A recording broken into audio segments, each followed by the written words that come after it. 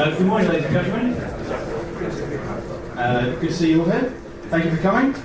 So today's talk is part of a tour organised by volunteers from the Institute of Engineering and Technology. The Institute of Engineering and Technology has 150,000 members across the world, and it's the second largest engineering institute in the world. It's licensed by the Engineering Council to admit members to register for Chartered Engineer, for Corporated Engineer, Engineering Technician, and details of these accreditations are on their website. The IET had fairly humble beginnings and was formed in 1871 when a group of people doing interesting things with technology formed a voluntary society called the Society for Telegraph Engineers, which had as its main objectives the advancing of electrical and telegraph science and to share knowledge amongst its members. Over the years, the society grew and became what is today the Institute of Engineering and Technology. Before I introduce today's speakers, I'd like to make a few thanks.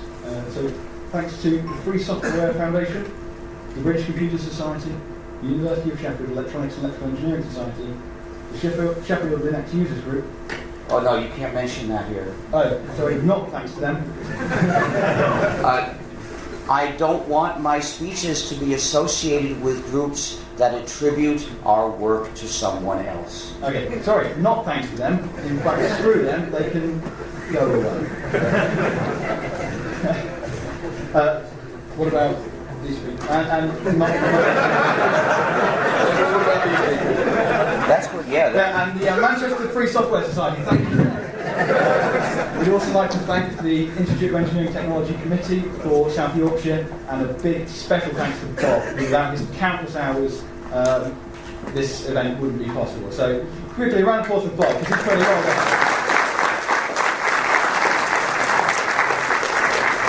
Okay, it's through events such as these that the IET is able to continually achieve its goals of sharing and advancing knowledge. And today's speaker is a perfect example of sharing and advancing knowledge. He's an inspirational figure to many people. And in 1984, he launched the development of a new operating system. For those of you that don't know, GNU is free software. Everyone has the freedom to use, copy, distribute, and amend to fit their particular applications. The new system, with some other bits added, I'm not sure I mentioned, for one of the most popular operating systems used today, and is used on tens of millions of computers. For his pioneering work in free software, today's speaker has many awards, including the ACM Grace Hopper Award, the McCarthy Foundation Fellowship, the Electronic Frontier Foundation Pioneer Award, as well as several honorary doctorates. The title of today's lecture will be Copyright versus Community in the Age of Computer Networks. Ladies and gentlemen, please welcome Dr. Richard Stallman.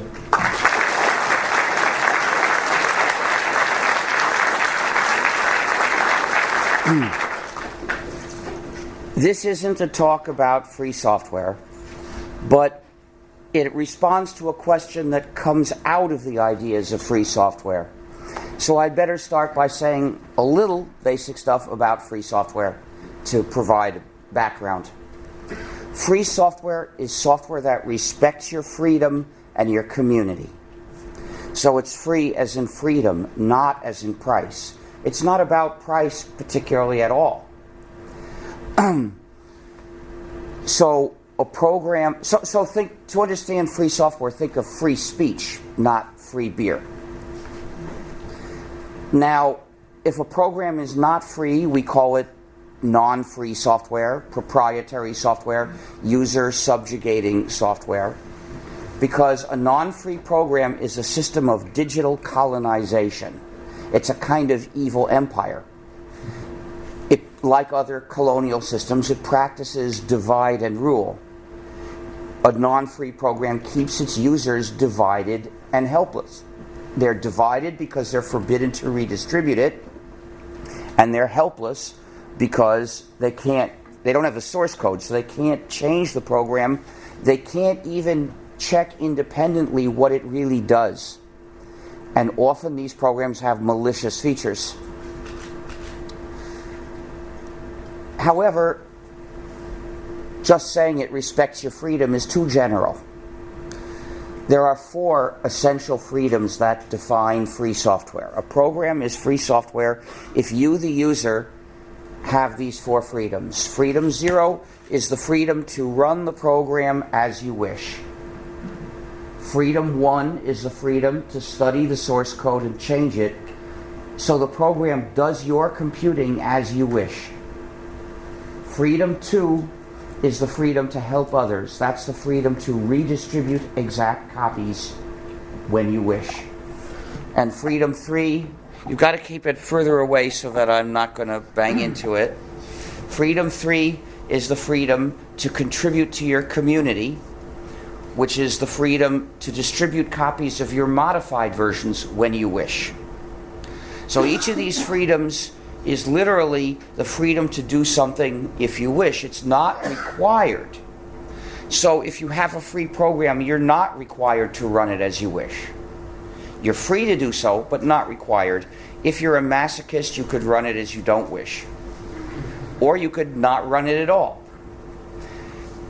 You must have the freedom to study and change the source code, which includes having a copy of this or being able to get a copy of the source code, but you're not required to ever look at it. You can run the program without ever looking at the source code, if that's what you wish. Freedom 2 is the freedom to redistribute exact copies, but you're never required to do so. The point is, you shouldn't be forbidden to help other people. You shouldn't be kept divided from others. And freedom 3 is the freedom to distribute copies of your modified versions. Once again, if you've made a modified version, you're not required to distribute copies of that, but the point is you shouldn't be forbidden to. This would be better. Maybe, will this be any better? No. Oh, now that's funny. Something changed when it went into my pocket. I know I can. That's sort of obvious.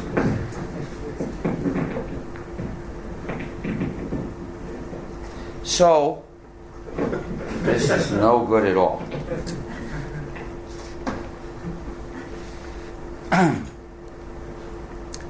So, if the program gives you those 4 freedoms, then it's free software because the social system of its distribution and use is an ethical one. But if one of these freedoms is missing, then the owner of the program has unjust power over the users, and the program imposes an unjust system of use and distribution, and that's what makes that program unethical. So, with software, there are just 2 possibilities. Either the users control the program or the program controls the users. If the users have sufficient freedom in their use of the program, and those 4 freedoms are my idea of what the freedom needs to be, then the users control the program and they control their own computing. But if they don't have enough freedom, and the program, in other words, if it isn't free software, then the owner controls the program and the program controls the users, which means the owner has power over the users, and that's what makes it unjust. So proprietary software should not exist. It's wrong, and the use of proprietary software is a social problem we hope to get rid of. All programs should be free so that their users can be free. And thus, the ultimate goal of the free software movement is the liberation of cyberspace and all of its inhabitants. We invite and encourage you, not in the middle, please. I'd like to take questions at the end. I'm saying things that are very controversial, I know. And in any case, so I'd like to have a chance to make my points before I'm invited to defend them. In any case, this is actually not the main topic. This is an introduction. And besides, it's such a pain to be, when I'm saying something that's rhetorically beautiful, to have it interrupted in the middle I mean, please. So we invite you to escape from proprietary software and come live with us in the free world that we have built. And I should explain that free software is a totally different idea from open source. Open source is the right-wing reaction against free software, trying to co-opt our work and bury our ethical ideals. If you look at what is said in the name of open source, typically they say that they recommend letting people change and redistribute the programs you write because then they will improve the quality of those programs. So they don't say that users have a right to anything. They don't say that users deserve any particular freedoms. In fact, they usually won't use the term freedom. They only try to argue in terms of the selfish interests of the developer. So, in fact, they end up recommending more or less the same practice, but without the ethical foundation of the idea of free software. So, a lot of people who support open source participate in software development with us. There's no reason, after all, why people have to agree on these ethical issues to work together on a program as long as they agree how they're going to release it. But at the deepest level, the level of values, our views and theirs are totally different. And that's why I am not a supporter of open source. Because I want people to think about the ethical issues. What I discovered many years ago, after focusing my effort on writing free programs and releasing them, I then saw that we had given freedom to a lot of people, but they hadn't learned to value that freedom, and they were ready to let go of it for some kind of convenience because they hadn't learned to appreciate it as such. Yes, we need to write the free programs and make them available so people can have freedom, but we also need to teach them to demand freedom, or they will lose it again. Because sometimes you have things like the Digital Economy Act, and you need to have a lot of people fight in order to defeat them. So if you give everybody freedom and you don't teach them what freedom is, then someone will come along and sell them a scheme to take away their freedom, and they won't fight back because they don't realize what they're going to lose. In any case, the last thing I want to say about free software is that all educational activities morally must teach exclusively free software. And there are several reasons for this. The most superficial is they can save money this way sometimes, but free software is a matter of freedom, not price, and there are more important things at stake here. Schools have a social mission to educate good citizens of a strong and capable, independent, cooperating, and free society. And in software, you do that by teaching free software. Teaching proprietary software is implanting dependence.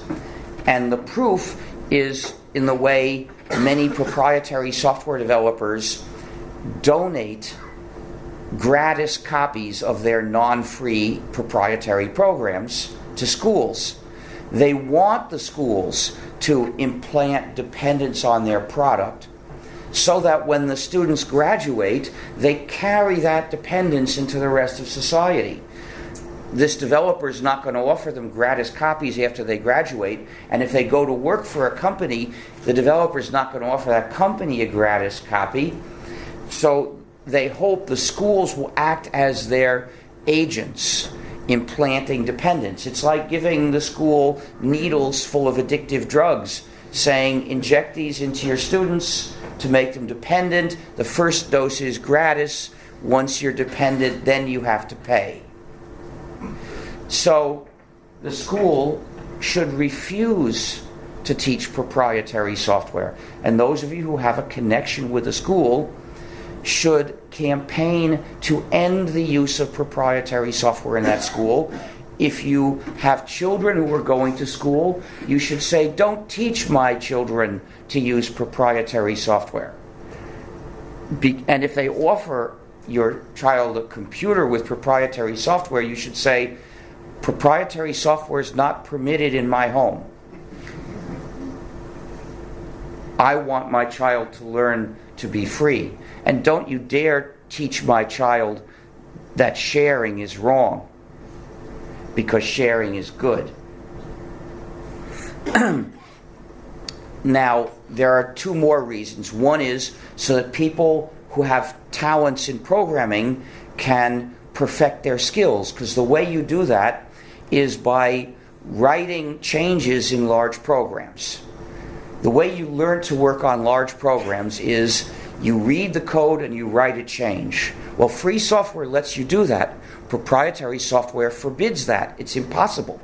So only free software gives natural-born programmers the chance to learn to be good programmers.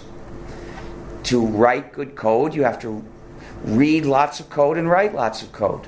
It's the same as learning to write good English. Now, there's a deeper reason for the sake of moral education. Schools need to teach not just facts and skills, they have to teach the spirit of goodwill and the habit of helping others. So, every class must have this rule. Students, if you bring a program to class, you may not keep it for yourself. You must share copies with the rest of the class, including the source code, in case someone here wants to learn. Because this class is a place where we share our knowledge. The school must set a good example by following its own rule. It must bring only free software to class. If you have a connection with a school, it's your duty to campaign for that school to move to free software. Do it personally in your own dealings with the school, but also bring it up publicly as an issue and look for allies whenever you can. You'll have to keep pushing, but it can succeed. So, at the end of my talks about free software and the gnu+linux operating system, which most people don't give us credit for because they call it Linux, which isn't fair, people sometimes ask, do these ideas apply to anything other than software? And that's the question this speech is mainly to address. Usually when they ask that question, they say, what about hardware? Should hardware be free too? Well, let's consider that. Remember, we're talking about a particular definition of free, a particular set of 4 freedoms. So let's see if they apply to physical objects, like this one, say. Well, there's freedom 0, the freedom to run the program as you wish. If we adapt that to a physical object, it would be the freedom to use the object as you wish. Well, in general, physical objects do not come with a set of license restrictions saying what you're allowed to do with them. Once you buy the object, you can do whatever you like. So you've got freedom 0. What about freedom 1? That is the freedom to study the source code and change it to make the program do your computing as you wish. To try to adapt this to a physical object encounters a problem that there's no source code for physical objects. We have to adapt, we have to change it a bit. It could be the freedom to study and change the object itself. Well, you have that freedom, generally, but the ability to exercise it is usually rather limited. If you have a piece of wooden furniture like this, you could change it in a lot of ways. But something like this that's made up of, say, metal and plastic, and those are hard to change, and there are probably some chips in it which are impossible to change. So the answer is you've got freedom 1, but physical constraints usually make it very limited in the possibility of exercising it. What about freedom 2, the freedom to redistribute exact copies? Well, there are no copiers for most physical objects, so this is a completely irrelevant question with today's technology. And likewise, freedom 3, If you modify a piece of wooden furniture, you still don't have copiers for it. So you have no way to exercise freedom 2 or 3. Whether you have it or not is not an important question if you can't do it anyway. So that's why their question is sort of silly, because it's a question that, practically speaking, most of the question doesn't have any effect on us. But there are some things for which that question is real and important, things that we can copy and change, and therefore whether we are permitted to do so is an important question. And those are published works that you might have a copy of. You might have a copy in your computer, and then you could use your computer to copy and change them. And this has become a major political issue, a battle between megacorporations and the public. For most works that are published, the main thing that might limit your freedoms is copyright law. Software is an exception, but we're talking about things other than software. So you could ask the same question from the other side by saying, what should copyright say about your copies of these published works? To look at this question, it's useful to look at the history of copyright law, which is closely connected with the history of copying technology. Now, changes in technology cannot touch basic moral principles, which are too deep for them to reach. But when we apply our principles to a specific question, we do it by looking at the consequences of the various actions one might take. Changes in the context can alter the consequences of a given action. They can make it more good or more bad, and as a result, they can change the conclusion. For instance, if we could reliably resurrect the dead, murder wouldn't be such a serious thing. The judge would say, you killed him, you have to pay for his new body. In the US, we would all need uninsured murderer insurance. But in civilized countries, the National Health Service would take care of it. Just a second.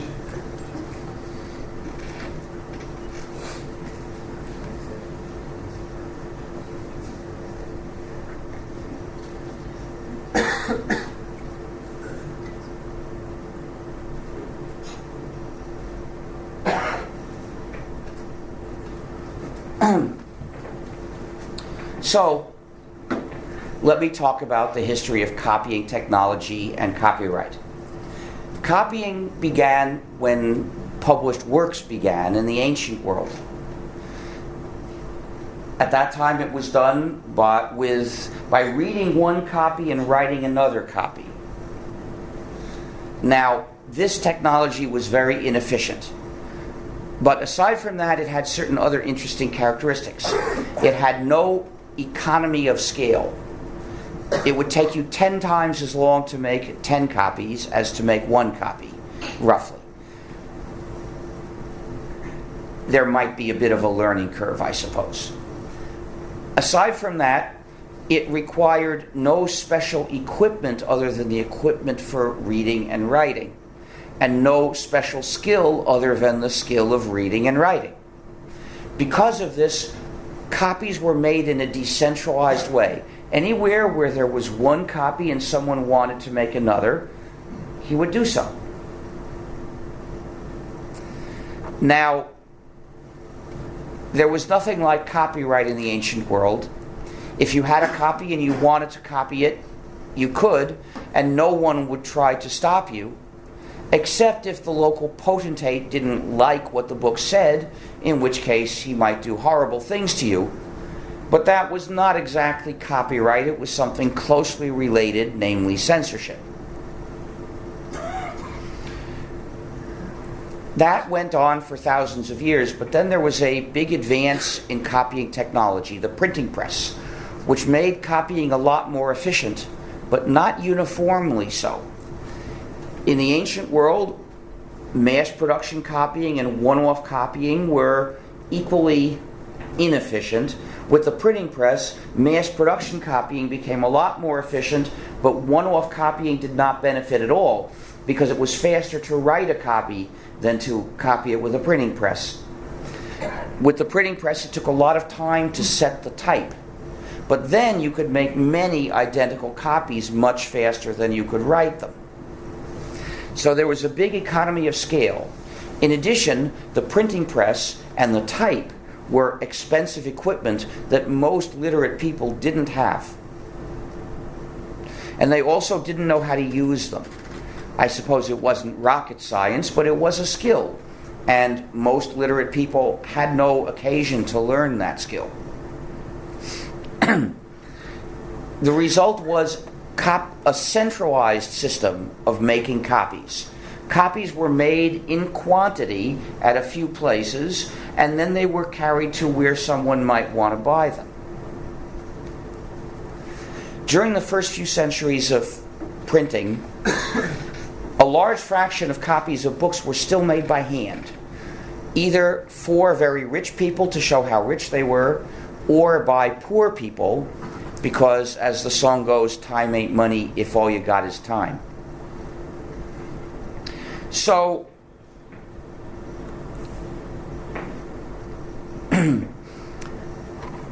there were poor people who couldn't afford a printed copy, but had time on their hands and used it to write a copy. Now, copyright began in the age of the printing press. Copyright in England began in the 1550s as a system of censorship. I believe it was censorship of Protestantism under Queen Mary. And the law said that before you could publish a book, you had to apply for permission, and the permission was granted as a perpetual monopoly to one publisher. In the 1680s, this censorship system became obsolete, and it lapsed. The publishers clamored for their monopoly back, but what was adopted in the Statute of Anne was something different. Namely, copyright as a temporary monopoly for the author. And the idea developed that copyright would be a way to encourage writing. In other words, aiming at a social benefit. So it was not a natural right. It wasn't given to these authors because they deserved privilege, but rather in the hope of benefiting society. This idea was later explicitly stated in the Constitution of the United States. It was proposed that authors be entitled to a copyright, but that was rejected. Instead, the U.S. Constitution makes copyright optional. That is, whether to have a copyright law was optional. It was not required. But if there is to be copyright, it's explicitly supposed to promote progress, and it has to last for a limited time. Ever since then, publishing companies have been trying to get us to forget about that. Now, in the age of the printing press, copyright functioned as an industrial regulation, regulating publishers under the control of authors, but the system was designed to provide benefits to the public. As a result, it was mostly uncontroversial, easy to enforce, and arguably beneficial.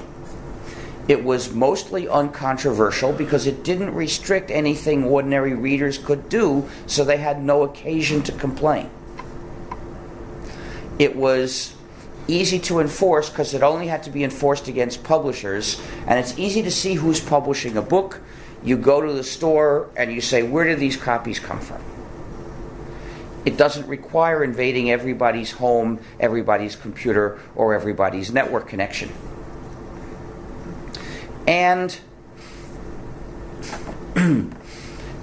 it was arguably beneficial for the public because the public, according to the way copyright was conceived, traded away its natural right to copy everything, a right which it was not in a position to exercise, and therefore it lost nothing in practice, and in exchange got a benefit, namely the benefit of more works being written. So if you have something that you can't use, it's of no direct value to you, and you trade it for something that is of value, at least it's a positive deal, whether or not it's the best deal you might have got. And because copyright was uncontroversial, if we were still in the age of the printing press, I doubt I would be complaining about it. Now, it was so clearly understood that copyright was an industrial regulation that no one ever tried to attack the people who made copies by hand using copyright law. That's not what it was supposed to be for. Now, that practice mostly ceased when printing presses were mechanized, which happened in the 1800s, and printed copies became much cheaper, so cheap that even poor people could probably afford them. So the practice of hand copying mostly ceased, and the fact that this could be an issue was forgotten. But copyright continued to act as an industrial regulation. But now we are seeing another advance in copying technology, which again makes copying more efficient, namely digital information technology. It makes copying more efficient again, and again in a non-uniform way. Here's the situation in the age of the printing press. Of course, with mechanized printing presses, mass production becomes even more efficient. But with digital technology, we get this. Yes, both mass production and one-off copying benefit, but it's one-off copying that benefits the most. And it brings the efficiency of these two cases closer together, which means that we're in a situation more like the ancient world, where one-off copying, it's not exactly as efficient as mass production copying, but it's almost so. For instance, mass-produced CDs are somewhat cheaper and more robust than one-off CDs. But one-off CDs are cheap enough that hundreds of millions of people make them. So the result is to completely transform the effect of copyright law. Even if the words of the law were unchanged, the result would now be disastrous, because it now has to be enforced against everybody. It's now a restriction on everybody. As a result, it's no longer an industrial regulation. Now it's a restriction on the general public, controlled effectively by the publishers in most cases, in the name of the authors, and usually paying the authors a pittance to excuse the power that the publisher gets. And this is simply unjust, because the freedom that we didn't object to trading away because we couldn't exercise it, we now can exercise it, and we want to exercise it. And as a result, the deal that was made on our behalf is now intolerable. So what would a democratic government that aims to serve the people do? It would say, the people now need the freedom that we traded away on their behalf. We have to take it back. We have to reduce this deal because it's unjust for the people not to have that freedom. So they would reduce copyright power. We can measure the lack of real democracy around the world by the tendency of governments to do the exact opposite. They're extending copyright power as never before. For instance, there's the dimension of time. There is a big push to extend copyright law. You see this around the world. The U.S. has extended copyright law several times in recent decades. The last time was in 1998. I can't understand. Sorry, you have to Sorry, speak loud for would me. you like a drink? Sorry to interrupt. Oh, well, I made some tea, and then I let it cool off so I could drink it, and now I can see if it tastes like coffee.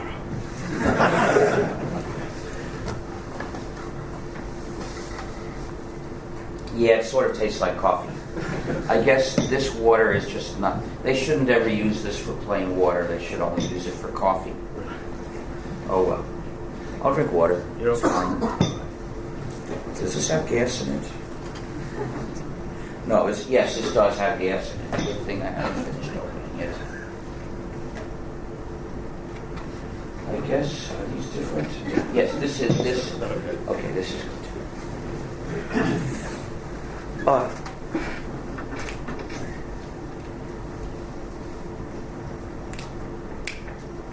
If someone could inform them that they must never use this for plain water, it will avoid having a repeat problem on another occasion.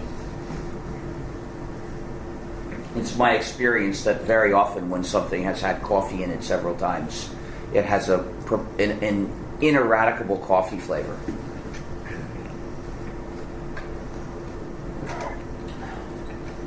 So, in 1998, the U.S. extended copyright by 20 years for everything, past works and future works. How they could encourage the writing of more works back in the past by extending the copyright on past works escapes me. If they have a time machine, they apparently have not used it, because our history books do not record that authors and artists set to work with renewed vigor when they learned that their copyrights would be extended. Why don't they use their time machine and get us more great old classics? It's theoretically conceivable that extending copyright on future works would increase the motivation to make them, but not for anybody rational.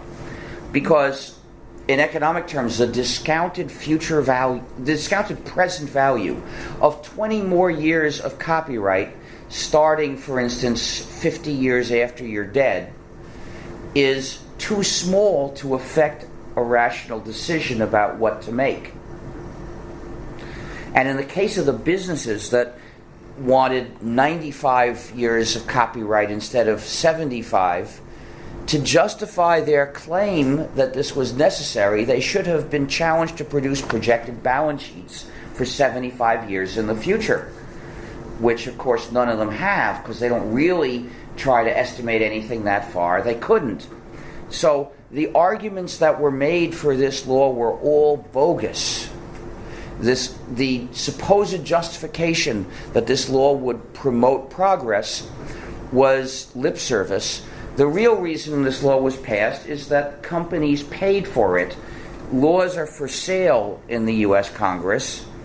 Companies like Disney, for instance, which knew that the copyright on the first film in which Mickey Mouse had appeared was going to expire, and then everybody would be free to make artistic works with drawings of Mickey Mouse in them. And Disney has obtained so much from the public domain that it's fully aware of what that implies and is determined never to contribute anything to it. So Disney paid for this law, and we call it the Mickey Mouse Copyright Act. And another reason they gave was harmonization with Europe. But it's a weird kind of harmonization. You see, Europe had 70 years after the author's death, if I'm right, for copyright on an individual work, and 75 years for an employee's work. And the U.S. had 50 and 75. So this harmonization moved the U.S. up like this. Now the U.S. has 70 years after death for the individual work and 95 for the employee's work. And that's, I suppose, going to be an excuse for Europe to harmonize its copyright law with the U.S. by adding 20 more years and doing this, and they'll be able to keep making that same moronic argument and ratcheting up copyright as long as basically the media are sufficiently controlled to only show their side of the story.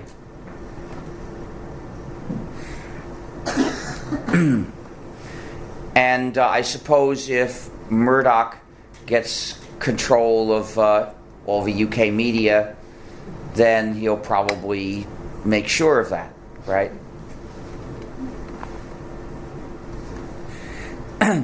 So, this, of course, is only a temporary expedient. It only gave them 20 more years. So probably in 2018, they'll try to do it again. This is known as perpetual copyright on the installment plan. The movie companies want perpetual copyright, but even they can't change the U.S. Constitution yet. So they have this scheme where every 20 years they extend copyright by 20 more years. And the effect is perpetual copyright, but it's never acknowledged at any moment. At any given time, for any given work, there's some date when its copyright is supposed to expire. But that's like tomorrow, it never comes. By the time you reach that date, they will have postponed it. And thus their aim is that nothing should ever go into the public domain again.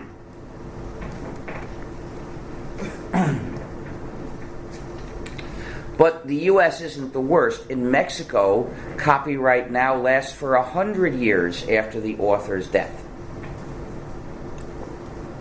Apparently, they think that the author's great-great-grandchildren or something must be supported when we use the work.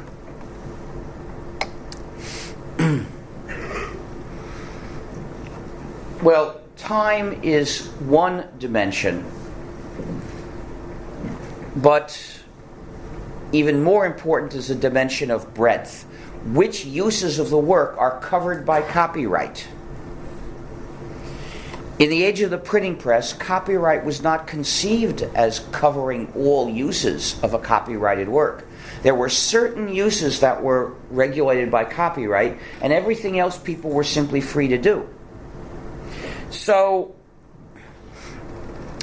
the publishers have recognized that digital technology gives them the chance to seize total control, to impose a pay-per-view universe. And the way they do it is with malicious features in proprietary software.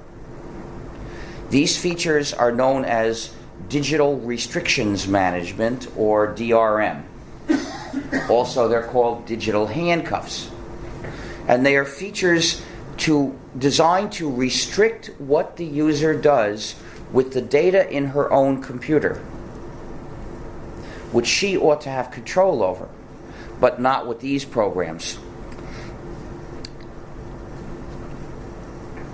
And that way they can impose their pay-per-view universe. They can impose whatever conditions they want and make them impossible to escape from unless their software has a bug.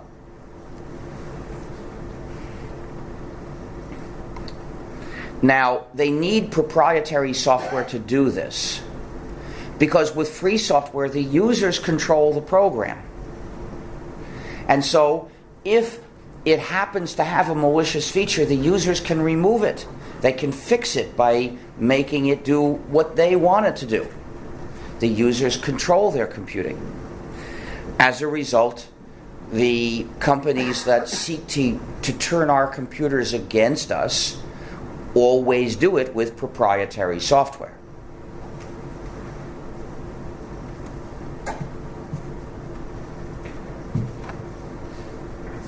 And that means they're attacking our freedom at two levels at once.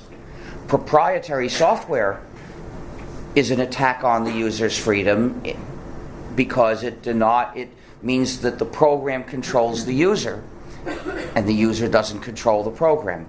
And it's being used to implement another level of control over the use of particular published works.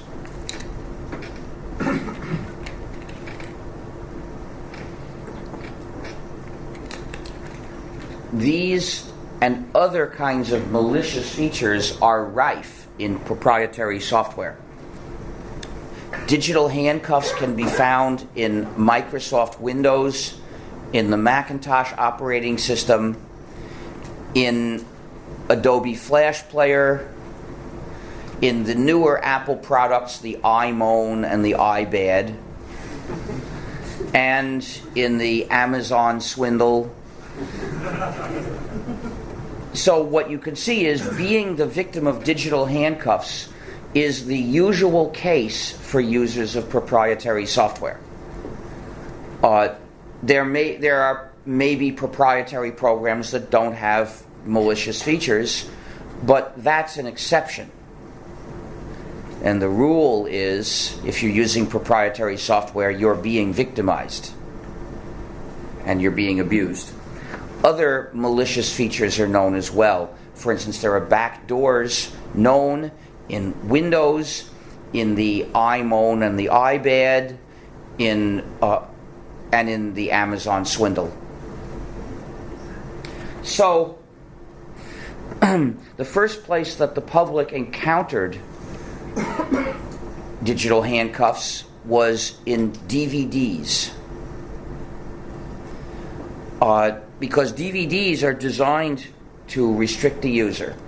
The movie is typically recorded in encrypted form, and the purpose of that encryption, which was kept secret, was specifically to restrict the users and to make it hard for them to escape from the restrictions. And all DVD players restricted the public the same way, because the companies that made them had to join the DVD conspiracy. The DVD conspiracy's rules said, if you want to make DVD players, you have to join the conspiracy and you have to promise to restrict the users in precisely these ways. So they all restrict the users the same. And for a while that worked. But then some people in Europe figured out the format of the encryption, and they released a free program that could decode these encrypted files and make it possible to actually watch a DVD without proprietary software. Well, that was a good thing, but the movie companies which had organized this conspiracy didn't like it. So they started demanding laws to forbid such free software.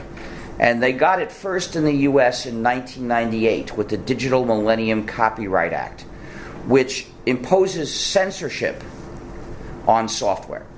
Specifically, and not just on software, by the way, but in software it has the form of censorship. It censors any software that can break digital handcuffs with a limited, useless exception.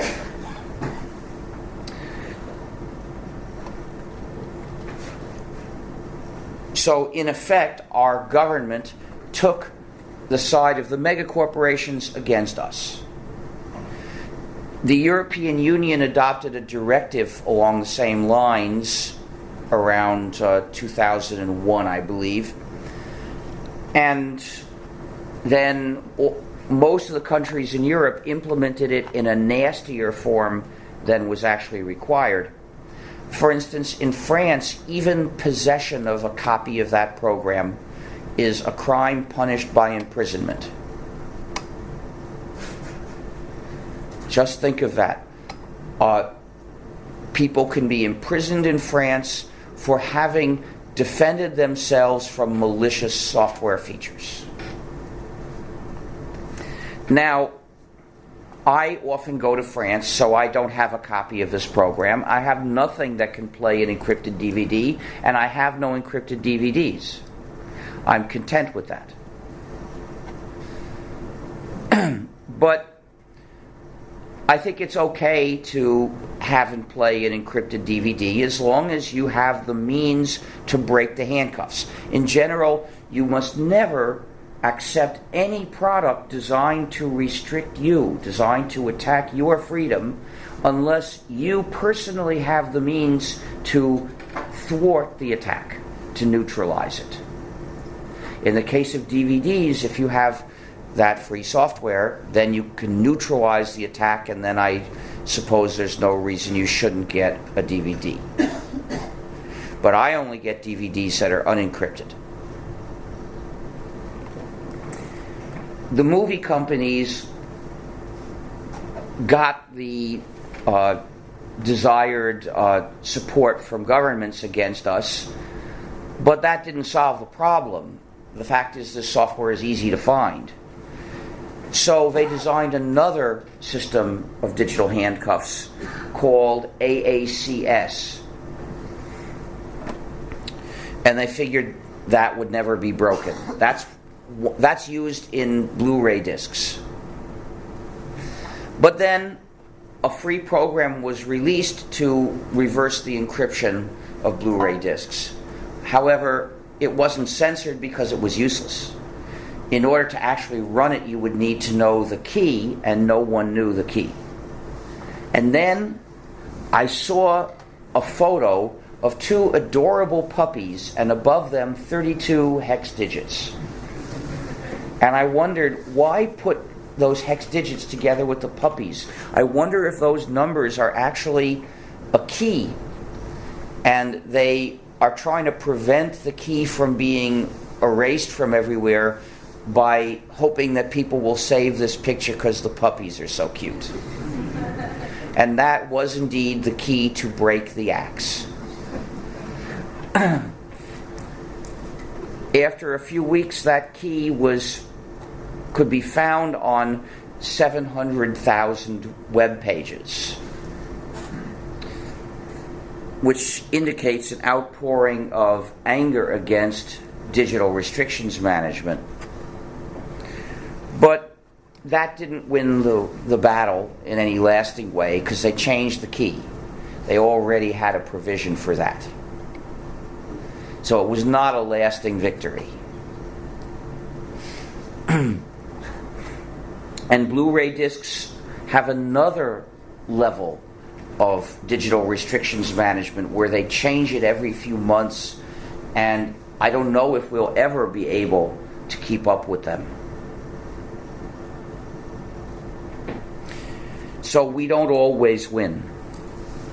We can't assume that they will always make technical mistakes and that we'll always defeat them technically.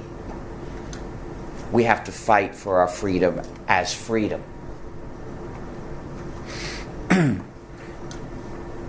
So that's where things stand in video. But we've also seen DRM applied to music. That started around 10 years ago. You saw things being sold which looked like compact discs, but they were not properly written according to the standard for compact discs. So we call them corrupt discs.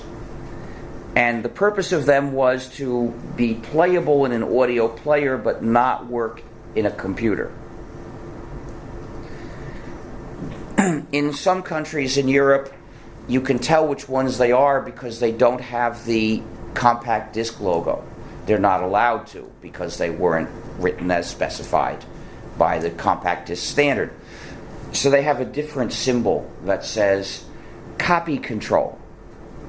I once gave a speech on this topic in Spain where I had been invited by part of the regional government, and the next day I was given, as regional governments tend to do, some books with photos of their region and some records of music from their region. And one of them was by a musician I'd heard of, so I wanted to listen to it. But fortunately, before I opened the package, I saw the symbol copy control. This disc can be played on Windows and Macintosh systems. In other words, only with proprietary software, it seems, and thus not by me. So I gave it back and I said, "Here you see the face of the enemy. Please give this back to the store because they don't deserve to keep your money." And I've never heard that music. maybe I never will, but all right. That's a pretty small sacrifice to make for one's freedom.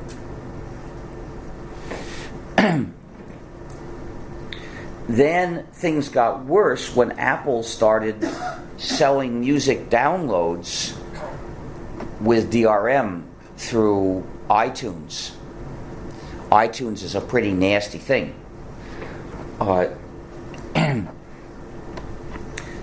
Then the record companies started allowing sales of downloads without DRM. I'm told that what happened was their business deal with Apple turned out to put Apple in the driver's seat and was bad for the record companies, and the only way they were allowed to sell it without going through Apple was to do it without DRM. So they tried that, and lo and behold, they discovered they were selling, so they started doing it more, and then Apple basically had to drop the DRM because it had been outflanked. Other places were better. But iTunes still uses DRM on anything other than music, I believe. So that doesn't mean iTunes has now become a good thing. People should not associate with iTunes. And especially schools should not deal with iTunes. So,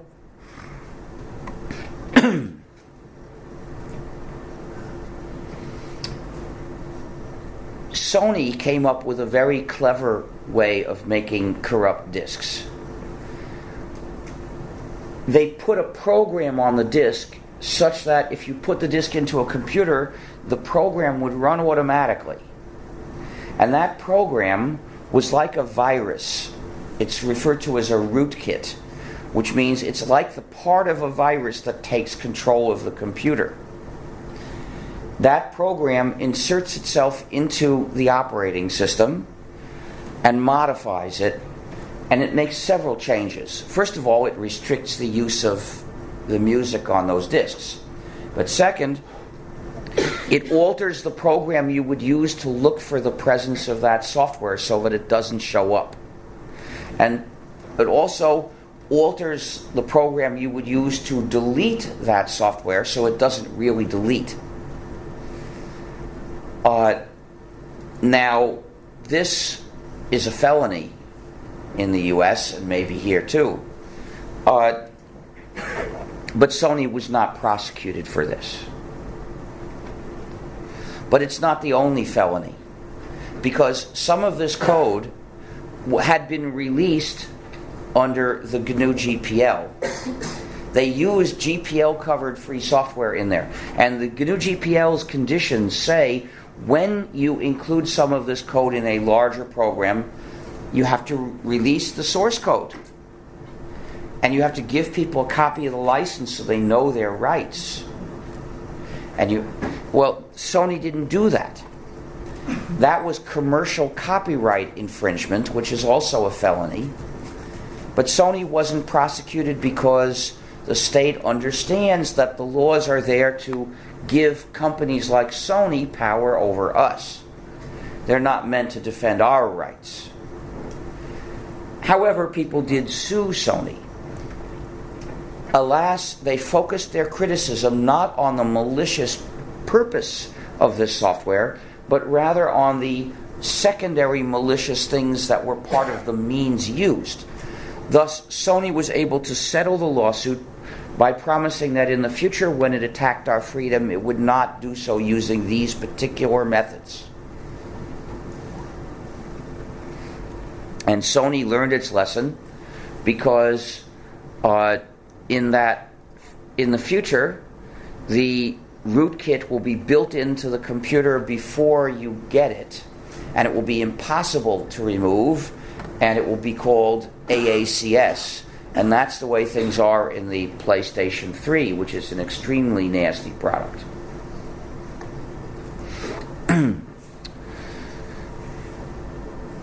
In any case, DRM on music mostly disappeared once the record companies began selling downloads that didn't have DRM. But it's starting to come back with the so-called streaming services, these music streaming services such as Spotify, that are set up to require you to use a proprietary program to listen. And the reason is it's designed to restrict the user. They say to you, this is streaming, so of course you can't save a copy. They want people to get the idea that that's somehow natural, but it's just an artificial restriction. Saving a copy of the data received would be the most natural thing in the world, except that that program is written so it won't do that. And you can't use the service except by doing that. So people shouldn't use that. Out, damn Spotify.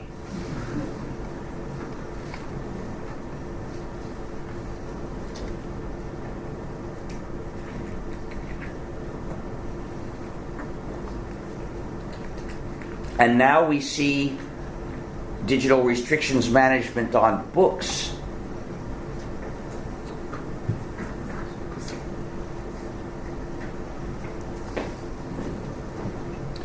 The first attempt was made around a decade ago. There was a massive organized PR effort to convince people that they would all use ebooks.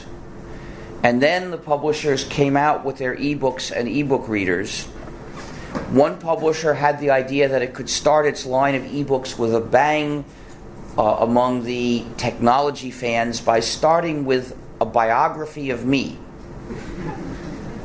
So they sent an author to me asking for my cooperation, and I said, only if this book is published without encryption. The publisher would not accept that, and I said no.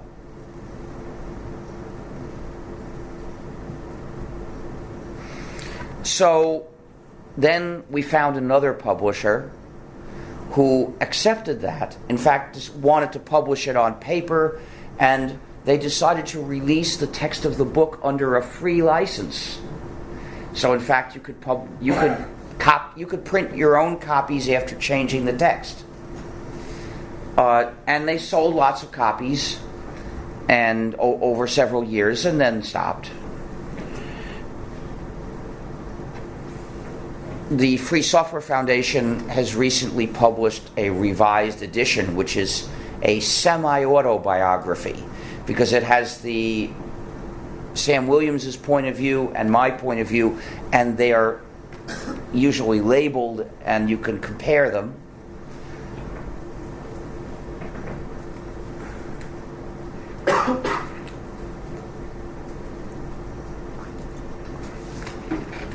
And that's under the same free license. In any case, ebooks were a failure 10 years ago. People just didn't want them. And other people said, what a relief. And I said, they will be back. All we did was drive them off. And yes, they've come back. Because you see, they have people who are paid to try again and again and again. They won't give up just because we defeat their first attack. These devices are designed to take away the traditional freedoms of readers. There's the freedom, for instance, to acquire a book anonymously by paying cash. That doesn't exist for the Amazon swindle. Most books that are available, modern books that are copyrighted still, they are only available from Amazon, and Amazon requires customers to identify themselves. So Amazon maintains a list of all the books that each customer has obtained. And this list is a threat to human rights. Its existence must not be tolerated, no matter where it might be, especially not in a country which imprisons people for the books they have, like this one.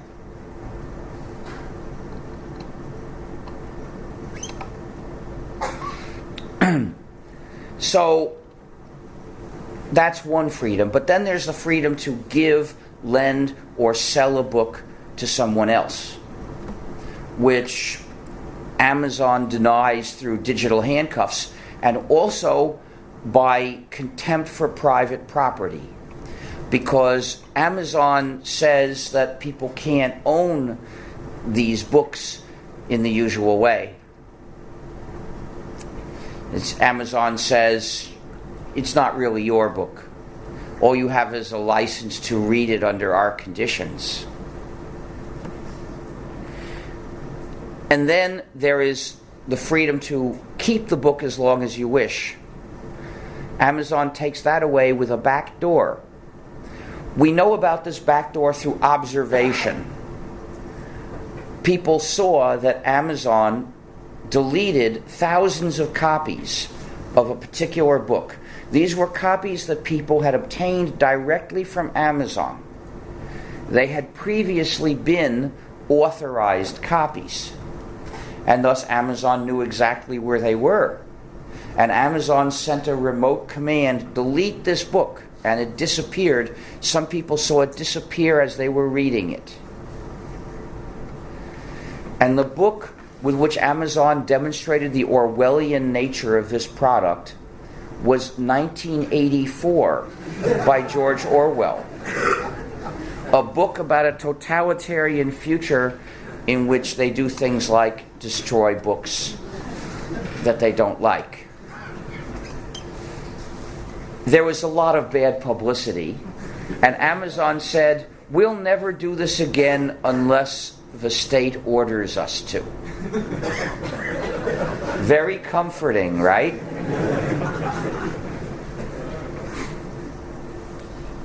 The official name of that product is the Kindle. Kindle means to start a fire. Evidently, it's a product that aims at burning our books. It's an attack on society for people who read. Imagine that you visit your friend's home and there are no books. And it's not that your friend is a non-reader, but rather your friend's library is in a device, and the only way to lend you those books is to lend you the device, which would be an unreasonable thing to ask. And besides, you can't even see what the books are. You can't browse through them. You can't notice the things that might be interesting to read. This is basically ending friendship between people who read. So make sure that your friends are warned before they might consider using that malicious product that it would mean cutting off their friendships. Warn them so that they don't buy it and fall into the trap without thinking.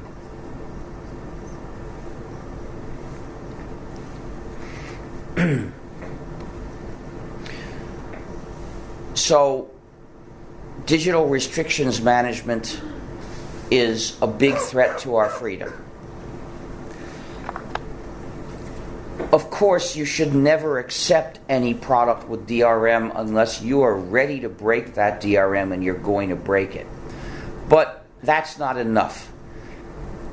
Because DRM is normally set up by a conspiracy of companies, we need to react in an organized fashion too. It's normally set up by a conspiracy because it takes a publisher and a technology company. It's rare that one company is in a position to do this by itself. Thus, Amazon is working with publishers. That's a conspiracy. The DVD manufacturers work with the movie companies. It's a conspiracy. And how do I know about this? Well, I am not an investigator, and if these conspiracies were secret, I wouldn't know how to drag them out in the open. But in fact, these conspiracies are not secret. They have websites. For instance, I visited the AACS website, to look at the gigantic file that describes the rules that they impose on everybody in the conspiracy. And I saw that as of a certain year, it was either 2011 or 2013, they were going to forbid analog video outputs. They are quite arrogant, and they believe they're entitled to and can get away with dictating every aspect of the technology to be made available to us. I believe that a conspiracy of companies to restrict the technology available to the public should be punished like a conspiracy to fix prices. The executives of those companies should go to jail for that kind of thing. But they are fully aware that our governments are on their side against us. They don't even need to hide. They establish these websites describing their conspiracies to attack our use of technology. And if you look at the AACS website, you can even find which companies launched the conspiracy. They included Intel and AMD and Microsoft and Apple and IBM and Sony and Philips and Disney. A lot of malicious companies. So, the Free Software Foundation has established a campaign of protests against DRM. It's called defectivebydesign.org. Go to that site and you can sign up to participate in our protests. Right now we're having a protest of sending email to Sony to condemn its sending the police against the people who figured out how to run their own programs in the PlayStation 3. The product was originally sold with that feature, and then Sony gave people an upgrade saying certain features are going to break unless you install this upgrade which takes away that feature. Look at how arrogant that is. So people figured out how to break that break that upgrade so that they could go back to installing the gnu+linux system and whatever other software they want in these machines as they were supposed to be able to do. And for that, the police are persecuting them. Go to defectivebydesign.org and sign up. Help our protests. If there are enough of us, we can defeat those bastards.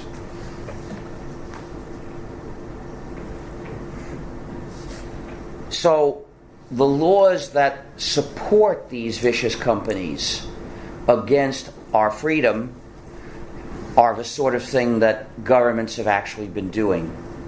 Governments which are subservient to the megacorporations. Governments which have in effect betrayed their countries. And of course, you can see that betrayal in lots of other areas as well. But what should they be doing? What would a democratic government that aims to defend the freedom and well-being of the citizens do in copyright in the age of the computer networks? It would reduce copyright power to something that we can live with. Here are my recommendations. First of all, there's the dimension of time. I recommend the copyright last for 10 years, starting from the date of publication of the work. Why from the date of publication? Because before publication, we don't have copies. So it doesn't matter whether we would be allowed or not allowed to copy the copies we don't have. We might as well let the author have as long as it takes to arrange publication of the work and then start the clock. Why 10 years? Because the publication cycle nowadays is around 3 years. Most works are remaindered within 2 years and out of print within 3. So, 10 years is more than 3 times that. It's comfortably long. So I think it will be plenty. But not everyone agrees. I once proposed these same recommendations in a panel discussion with fiction writers, and an award-winning fantasy writer responded, 10 years, that's ridiculous. Anything more than 5 years is intolerable. Yeah, I was surprised too, because until that moment I had naively believed what the publishers said when they claimed that it was for the sake of the authors that they demanded more copyright power. I didn't realize that that was a typical 10% truth. You've heard that a half-truth is worse than a lie, but business tends to make 10% truths that are even worse than a half-truth. There's just barely enough truth in them that you can't call it an out-and-out lie. But mostly it's a lie. And one of these 10% truths is we want this power for the sake of the authors.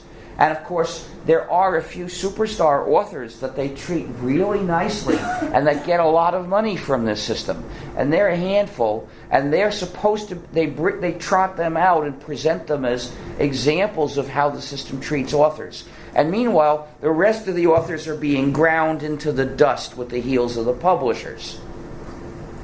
Like this guy who, despite having won an award, his book was not a big hit, and it had gone out of print. Maybe it was multiple books, I don't know. One of them won an award. I'm not sure if he had others. In any case, they were out of print. His fans wanted to get copies and couldn't. His contract said that when the books went out of print, the rights would revert to him. But the publisher refused to acknowledge that they were out of print. It pretended they were not. And as a result, the publisher was using the copyright on his own book to stop him from distributing copies, which he wanted to do so people could read them.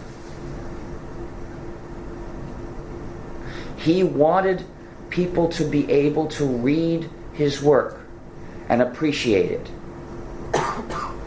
That's what just about every artist starts out wanting.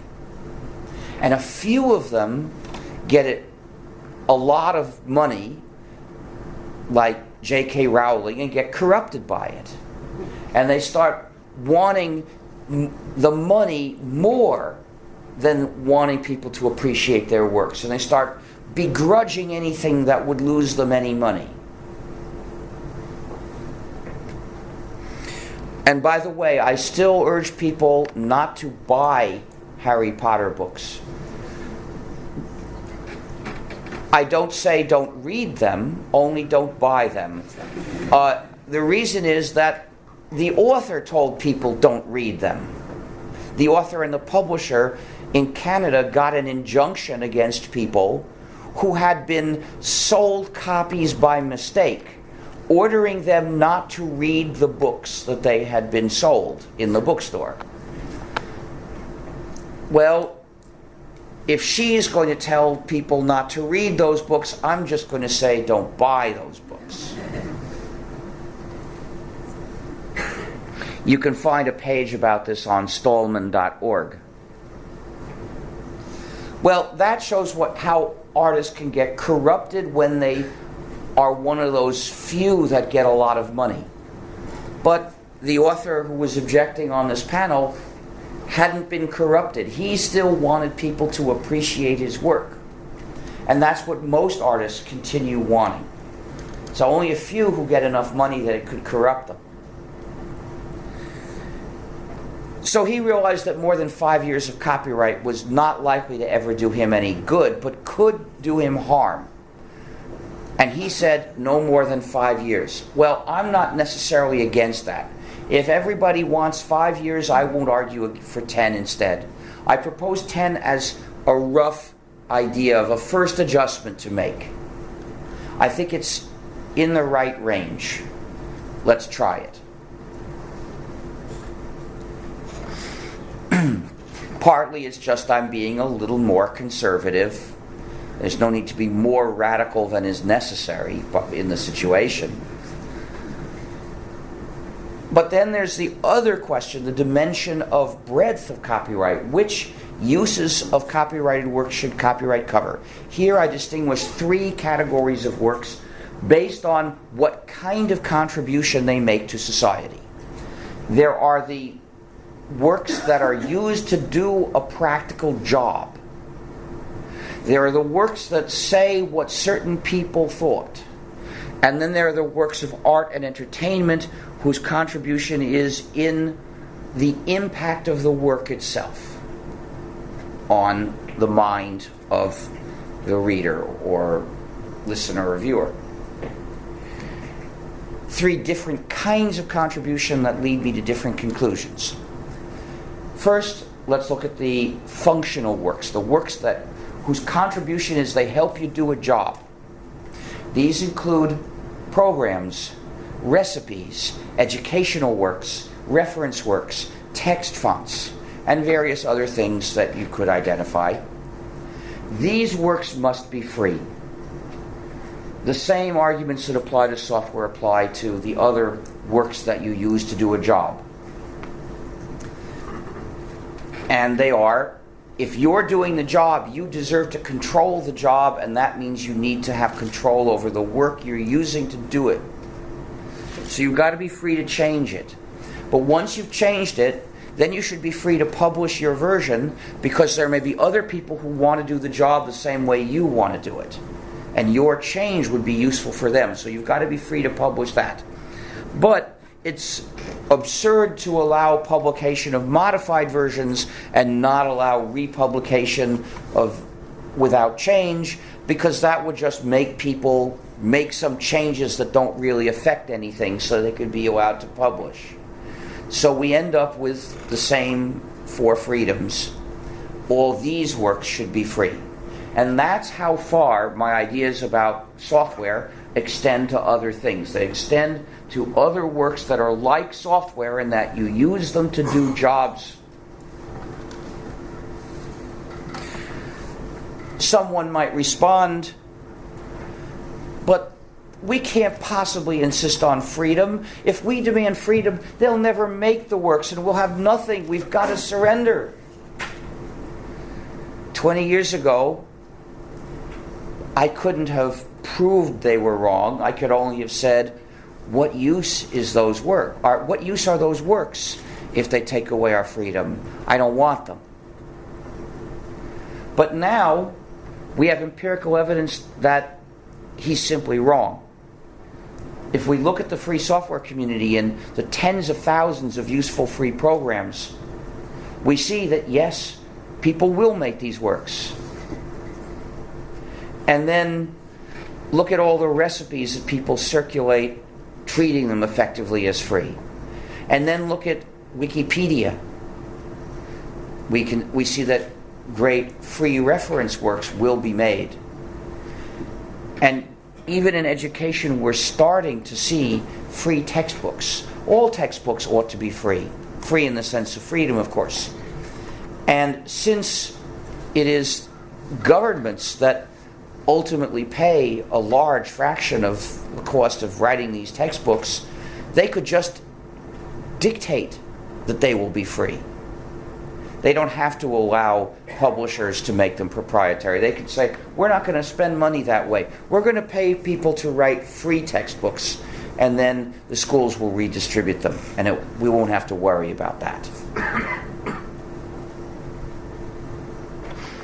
So we now see that when you insist on freedom, you don't have a disaster. What you do is you get works and you get freedom. So, in this category, the works must be free. But what about the second category? Works that say what certain people thought. For instance, memoirs, essays of opinion, offers to buy and sell, scientific papers. A scientific paper is actually a work of testimony. It says, we did this and we saw this. We are the ones who testify to this. It's very important to have the authors' names on that paper because those are the ones whose reputation is at stake if they lied or made a mistake and didn't see what they thought they saw. With these works, to publish a modified version would just misrepresent someone else. There's no social contribution in that, so I don't see any reason why it needs to be permitted. Therefore, I recommend a somewhat reduced copyright system, which would cover modified versions. And once you're going to say you can't publish a modified version, there's no particular reason to allow commercial publication at all. So copyright could cover all commercial use of the work. But there is something that everyone must be free to do, and that is to share, to non-commercially redistribute exact copies. So copyright can cover all commercial use, it can cover all modification, but the freedom to share must be respected. And that's the minimum freedom we must have for every published work. And the reason is, to take that freedom away from people is what makes copyright a cruel, draconian system. It's the war on sharing that leads to suing teenagers for hundreds of thousands of dollars. It leads to unjust laws that threaten to cut people off from the internet. And consider how absurd it is to talk about improving broadband coverage in the UK while attacking people for making use of broadband in the way it's mainly useful. Why even bother to have broadband if you're not going to let people share? But sharing is good, and sharing fits human nature. So any war on sharing has to be cruel and nasty. And a government that wouldn't enter on such a war is clearly a government of occupation, established by the empire of the megacorporations to exploit the citizens it rules.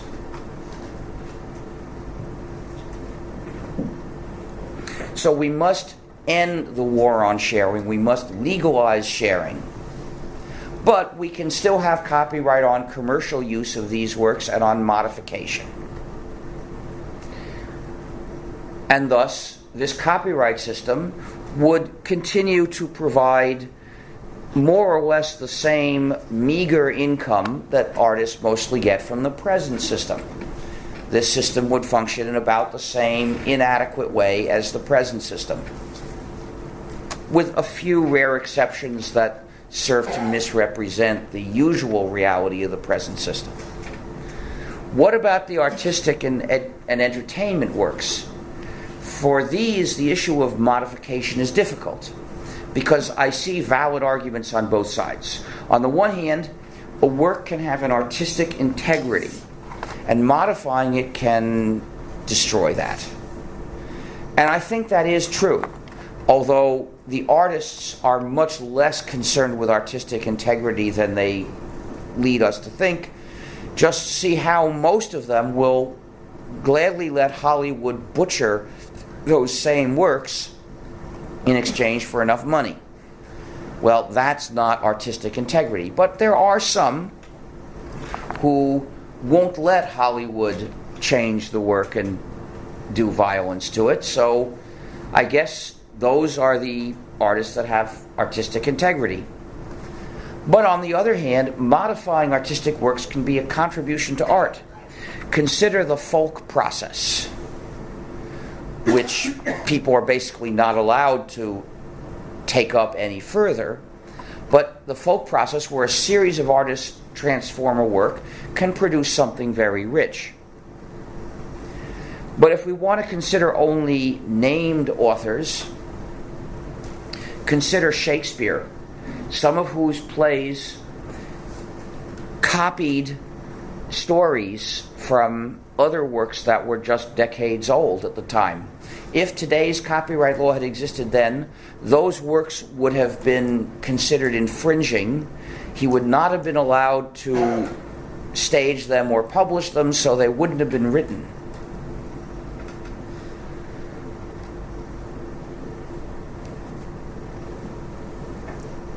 And if he or Henry Neville or whoever it really was that wrote them had complained, then the copyright holders would have said, you just want to make a cheap rip-off of my work.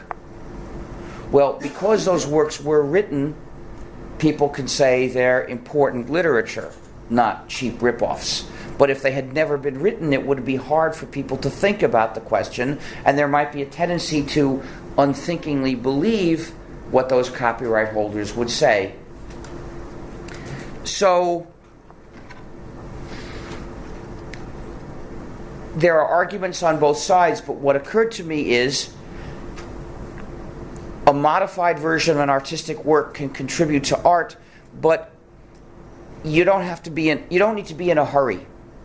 You could wait 10 years and then publish your modified version. If copyright lasts 10 years, you can afford to wait 10 years at most, because maybe the work was 5 years old when you saw it and you only have to wait 5 years.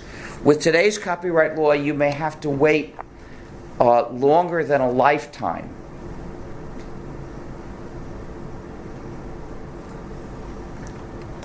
But if copyright is short enough, then you can wait that long. So that's what I recommend for these works. For 10 years, the reduced copyright system that covers all commercial use and all modification.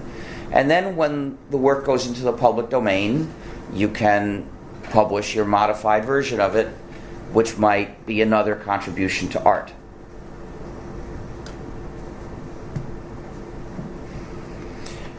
However, there's one other point we need to consider, and that is remix, which means taking snippets of various things and putting them together into a work that overall is basically different. And that just has to be legal, because the purpose of copyright law is to encourage making new works. If it impedes making new works, that means it has been distorted so much it goes exactly against its purpose. And that has in fact happened with the publishers being allowed to distort the system. But if we want to serve the stated purpose of promoting the arts, we mustn't allow it to be distorted so much. Ending the war on sharing means legalizing file sharing over the internet and ending all the various things that are being done to try to stop it and punish people who share.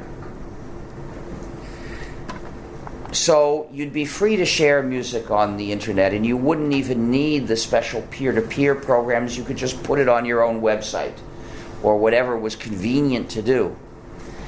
The record companies would make all sorts of exaggerated claims that, like, this is stealing from the musicians.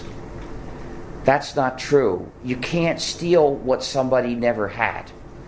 And the record companies don't generally pay the musicians, so there is no way that you could take any of what they were going to pay to the musicians. There is theoretically, when the record company sells music, theoretically a certain part of that price is for the musicians, but they never get it, because the production and publicity expenses are counted as an advance to the musicians according to the contract, and therefore that fraction goes to repay those expenses. And it is extremely rare that a record sells enough copies to finish repaying that so-called advance. So the musicians don't get any money if you buy their record. When I buy commercial CDs, which is the main way I get music, I am always a little ashamed of failing to support the musicians. But what can I do? Now, this is not to say musicians get no benefit from a record contract. What they get is the benefit of the publicity, which means more people will come to their concerts and they'll have more concerts. That's an opportunity to actually make some money. But they could just as well get their publicity in a different kind of system. It doesn't have to be a system like that of the record companies based on stopping people from sharing. We can give musicians publicity by sharing their music. And that will give them the same benefit for their concerts. And you might wonder, would movies still be made? After all, you've probably heard gigantic figures for the cost of making a movie. But actually, more than half of that cost is publicity rather than actually making the movie, according to a producer I spoke with. And not only that, but even before that, the cost has been exaggerated using creative accounting measures, because the higher the figure they can give for the cost, the less they have to pay in taxes and to investors. So the real cost of making the movie is much less. Now, put that together with the fact that a lot of use of movies is commercial use in theaters, broadcasting, in airplanes and buses. It's all commercial use. It would be covered by my proposed reduced copyright system. And I think that, yes, movies could still be made. They might not always be the same movies. They might be better. Hollywood systematically produces crap. I say systematically because it's not that they always try to make good movies, except it's so hard that they almost always fail. Rather, the system leads them to try to make movies that everyone knows are going to be lousy, but they might make money. I read a book called Save the Cat, which says its purpose is to teach how to write screenplays that will sell. I wasn't interested in that, but I read the book because the book explains also, it explains the system which, as it happens, ensures most movies are going to be crap. Now, that doesn't mean they shouldn't be allowed to do it.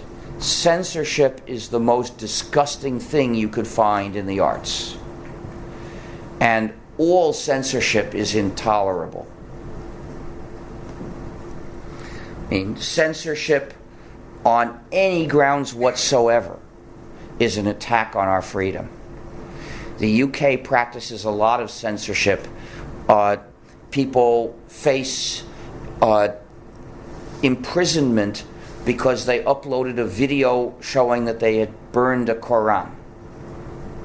Well, that's an expression of an opinion about religion. I don't know if I'd express it the same way, but I feel sort of the same way about all religions. But so what? The point is they have a right to express that opinion. They didn't hurt anybody. They weren't burning a person.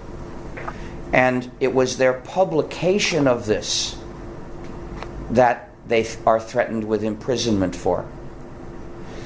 And recently, in France, I've heard of people being sentenced and others threatened for verbally stating opinions. Now, I don't agree with those opinions, but censorship is a threat to everyone, and we have to defend the freedom to express opinions we disagree with. So, I would certainly be against trying to censor movies because they're crap. But that's not the issue. The question is rather, should we give up our freedom to help them keep making more crap? And there I say no. They can make all the crap they want, but that's not an excuse to hurt us. However, supporting the arts is a good thing. And we might want to support the arts better than the current lousy system we've got, which supports a few superstars very well and supports most artists hardly at all. I have a couple of suggestions. One is to use taxes to support the arts. Now, you could have a special tax on internet connectivity, or you could get the money from the general budget. It doesn't really matter where the money comes from, because it won't be a lot of money. And what I suggest is to distribute this money directly to the creative people based on their popularity, meaning not based on bureaucrats' decisions, based on measurements that can be made through polling and sampling of those who are willing to participate, but not in linear proportion. Why not? Suppose superstar A is 1,000 times as popular as fairly successful artist B. If you give the money in linear proportion, that means you've got to give A 1,000 times as much money as B, which means in order to give B enough to live on, you've got to make A very, very rich, and that uses a lot of taxpayers' money. It's using the money inefficiently, because for our purpose, which is to support the arts, we don't need to make him rich. So, I suggest applying a function like cube root. I'm not saying cube root's the perfect function for this. It's an example. It looks sort of like this.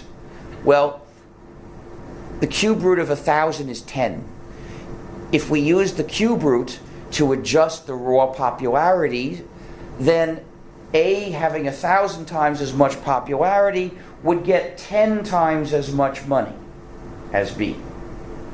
Meaning that we could give B enough to live on if we adjust all the basic parameters such that people like B get enough to live on. Then people like A, yes, they'll get more, but not so much more, and most of the money will be going to support a lot of artists in the middle range of popularity, meaning we'll be using the money overall in an efficient way.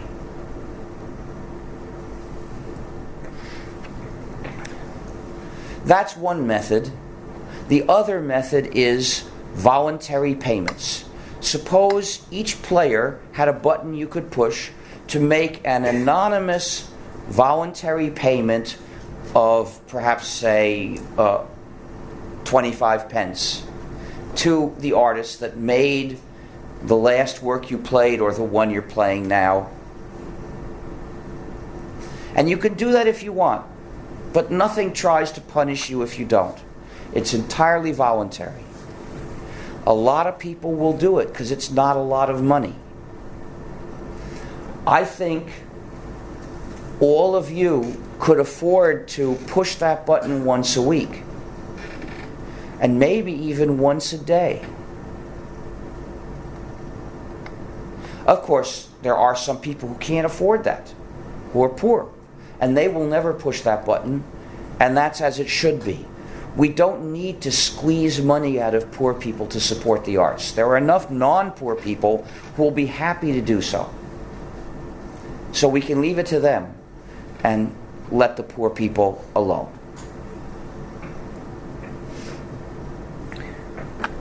Now, voluntary payments are already supporting artists. Many artists have set up ways that people can voluntarily give them various amounts of money. And they typically will provide some token gift in exchange. Like for $200, I'll send you a CD in a very pretty case, which I've signed. But this is not a real purchase. The market value of the thing that's being given in exchange is much less. It's really mostly gift. And this works pretty well, but it's only feasible for much larger amounts of money. Because with today's payment systems, which, by the way, are not anonymous, they're not very efficient. For a small transaction, the artist will only get half the money anyway. So these larger amounts of money you might hesitate to give because they're enough money that they might make a difference to you. What I'm saying is, for the very small payments I'm talking about, the main reason anybody wouldn't pay is not because of the value of that money, but rather because of the effort it takes. So let's get rid of the effort, and people will start sending it. And if we would like people to donate more, we could have a publicity campaign. Instead of the cruel and nasty publicity campaign that says, sharing is theft, if you share, you're a pirate, we could have a friendly PR campaign. Have you sent 25 pence to some artist today? Why not? If you heard or saw something you really liked, wouldn't you love to give something back and help them do more? Push the button. And people would do this because they'll feel good, because this is bringing up the best side of human nature, and people who let that influence them will feel good afterwards.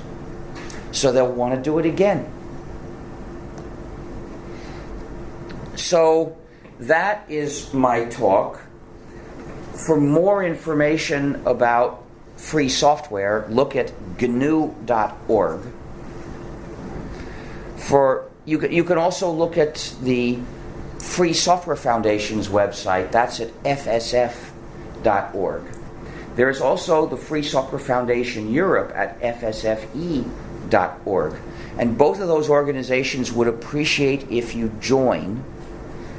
You can join either of them through its website, which involves paying dues, because both have paid staff.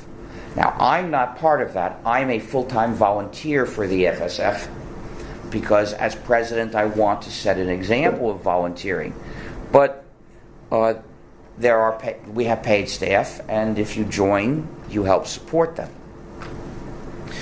There are also various campaigns of political pressure. For instance, there is defectivebydesign.org. Please join that.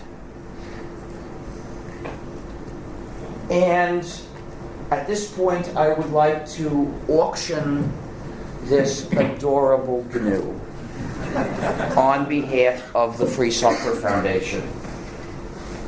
Oh, one thing I left out. If you wish, you can join the FSF right here and now. You could pay cash, or you could put down your credit card details to join the FSF. Anyway, I'm going to auction this adorable GNU that needs a home. And if you are the purchaser of the GNU, I can sign it for you, either the card or the body, whichever you prefer. If you have a penguin, you must get a GNU for it.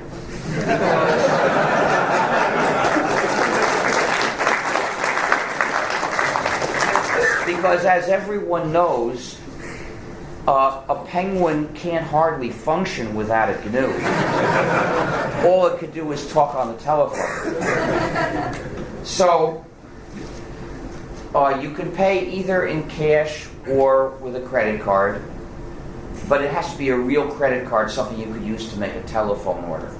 If paying requires talking to a chip, we can't do it. We don't have that machine here. When you bid, please wave your arm and shout out the amount you are bidding. The point is, you want me to know that. You want me to notice you. So I'm going to stand here for this so that I can see all of you more easily. £5. Oh no, I'm starting with 15 pounds. Do I get 15 pounds? 15. What? 15. I've got 15. Do I get 20? I've got 15. How much? I've got 20. Do I get 25? I've got 20 pounds. Do I get 25? How much? 25. I've got 25. Do I get 30? I've got 25 pounds. Do I get 30? 30. I've got 30. Do I get 35? I've got 30. Do I get 35? Do I get 35? I've got 35. Is that? I've got 35. Do I get 40? I've got 35. Do I get 40? 40 pounds for this adorable. I've got 35. Do I get 40? Do I get 40 pounds to the Free Software Foundation to defend your freedom? I've got 40. Do I get 45? I've got 40. Do I get 45? Do I get 45? 45 pounds for this adorable GNU. I've got 40. Do I get 45? Do I get 45 pounds to the Free Software Foundation to defend your freedom? Do I get 45? Last chance to bid 45 or more. I've got 45. Do I get 50? I've got 45. Do I get 50? 50 pounds for this adorable GNU to the Free Software Foundation to defend your freedom. Do I get 50? I've got 45. Do I get 50? Last chance to bid 50 or more. Last chance. Do I get 50? 50, but you'll have to check that I've got the right credit card. Well, can you make telephone orders with it? Do it over the internet and telephone. No. Yeah, I can. Okay, then it's good. Then it works. Yeah, you Okay, can so I've got 50. Do I get 55? I've got 50. Do I get 55? Do I get 55? Last chance to bid 55 or more. Do I get 55? I've got 55. Do I get 60? I've got 55. Do I get 60? Do I get 60? 60 pounds for this adorable. Do I get 60 to the Free Software Foundation to defend your freedom? Last chance to bid 60. I've got 55. Do I get 60? Do I? 60, be throwing a hug.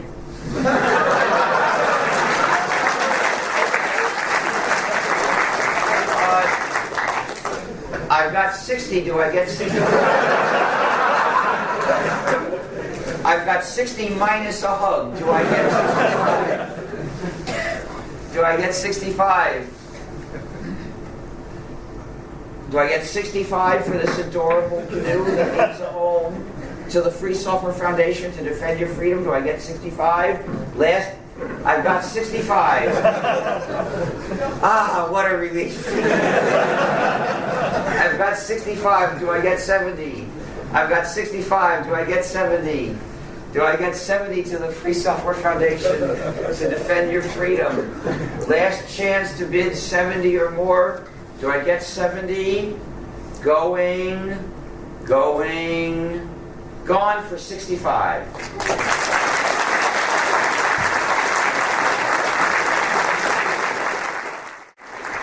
So now it's time for questions. There should be a portable mic available for the questions. Who has that?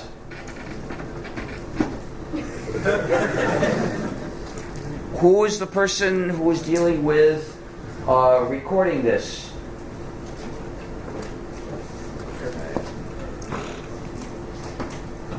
So what I want is to keep the mic here. Keep the mic here, or there could be one here and one here, and queue up to ask.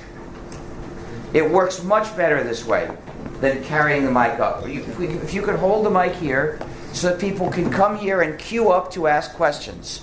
This system is much better than carrying the mic across the room.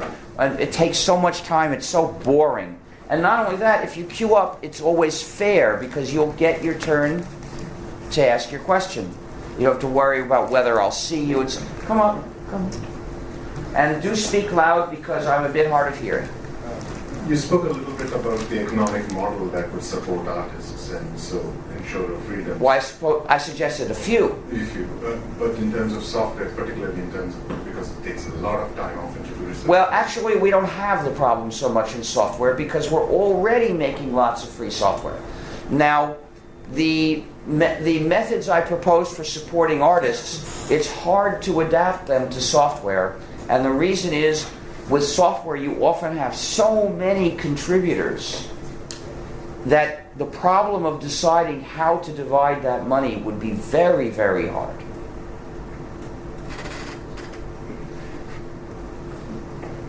If you could stand next to them. Oh, I see, there's someone over there. Okay. Okay. Sure. I love your idea of having a button to push to pay small amounts of money for things.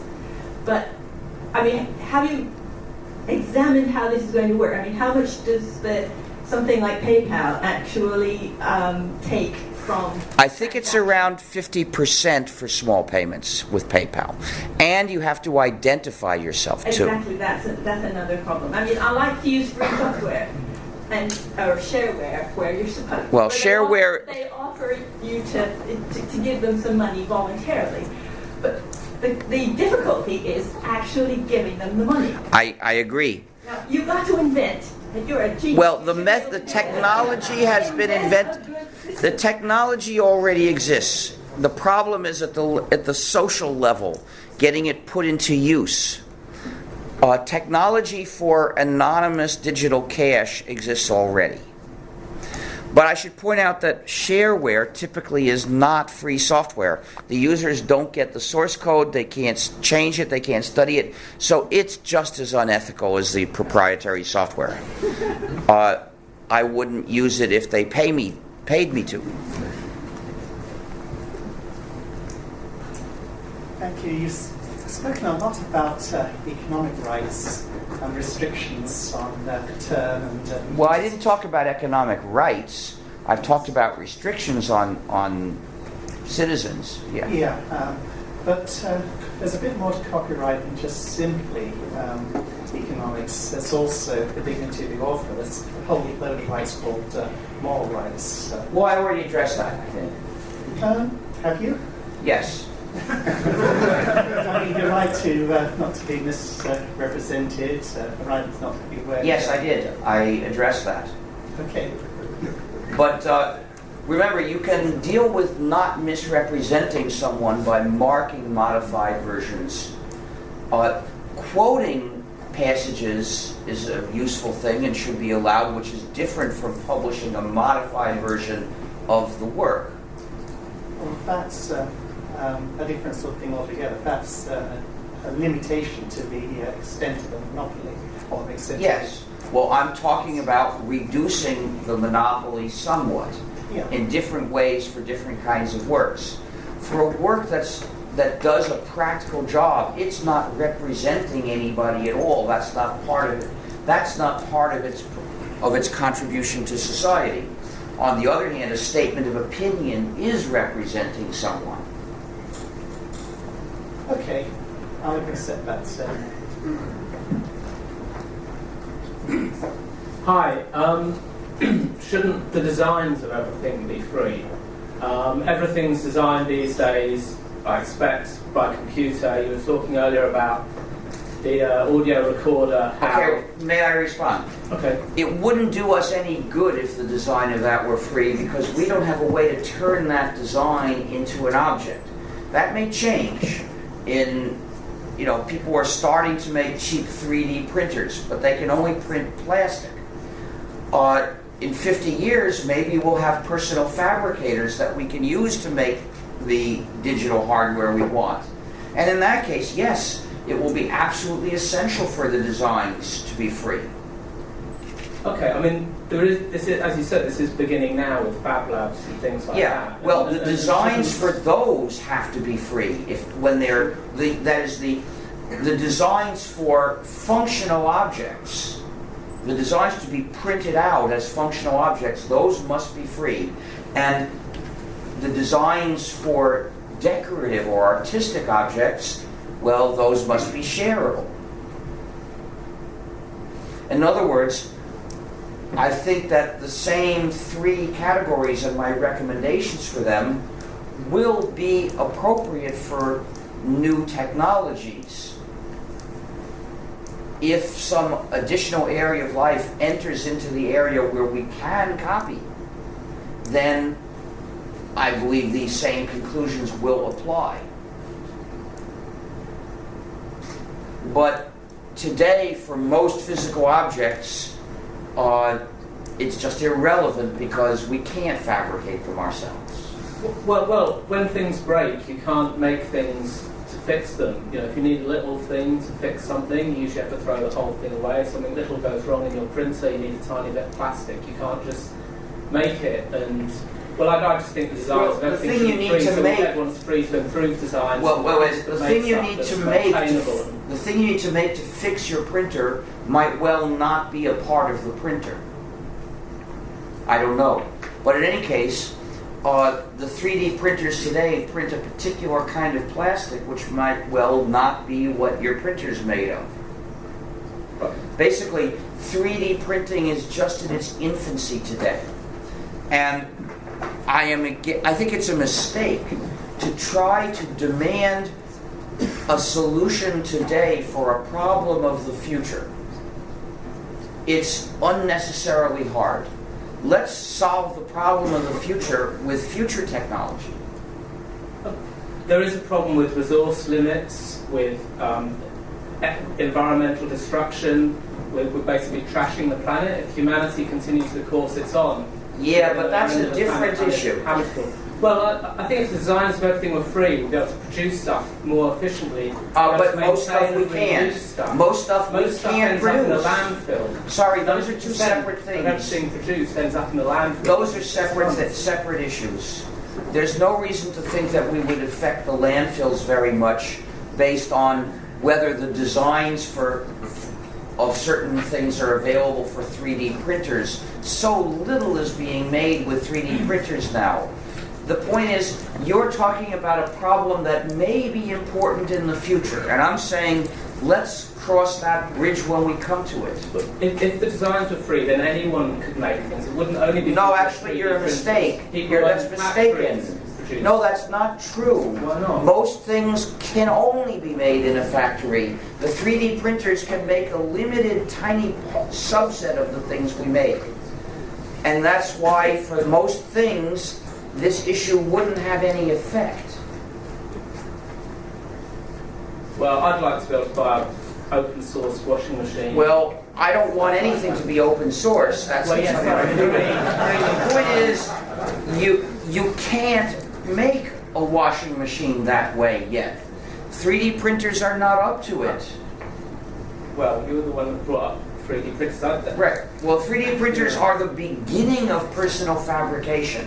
And they're just at a beginning stage now, and it's very limited what they can make. So, given how limited they are, they're not enough to make a powerful argument about how to make washing machines. People are not going to be making their washing machines in the next 10 years with 3D printers, even if they've got a design. Maybe in 50 years they will. In 50 years, a free design for a washing machine might be part of what we need. But the point is, you're anticipating things. And the anticipating is the mistake. We don't need to try to demand now the things that we might need in 50 years. Because we don't know what things will be like in 50 years. We don't know what we'll need. And in 50 years, if technological change means we need more, technological change will also help us get it. And so it's wasteful to try to solve the possible anticipated problems of 50 years from now with today's technology today. It may be a lot easier to solve those problems in 50 years. Let's wait till then. Well, God knows what the planet will be like in 50 years' time. That's right, but there's no point. You didn't get my point. So I won't repeat it. I guess it's time for the next person. Well, I don't think you've got the questioner's point either. Well, I think I did. Tough. What can I say? I've said all the response I've got. I don't have a different response to give. Are you through talking? Am I through talking? I'm not ready. I'm not calling a halt to this event. You've said as much as you had to say on that particular point. Yeah. I just want to thank you for this brilliant talk. And,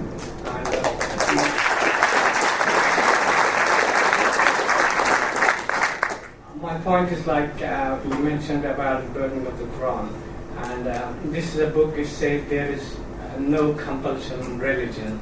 Basically, it frees the whole humanity if they reject it or accept it. So my question is, would you support to burn a book which basically gives freedom to the people? And I support the freedom to burn any book at all, as long as it's your copy. well, yeah. Linus Torvalds said to people that they should print out the GNU coding standards and burn them. Well, he has a right to. I mean, I might feel insulted, but well, people have a right to insult me or anybody.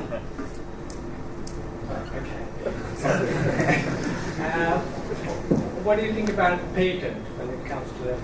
I don't want to talk about patents today because patents and copyrights have nothing to do with each other.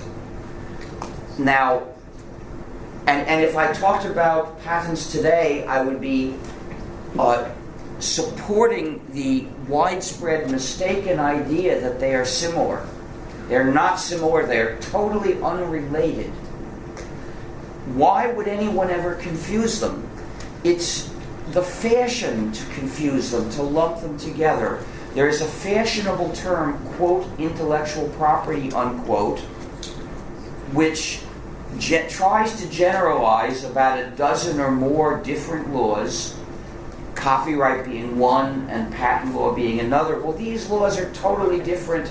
They have nothing in common, and any statement formulated in terms of, quote, intellectual property, unquote, is confusion. So, but that confusion has influenced many people.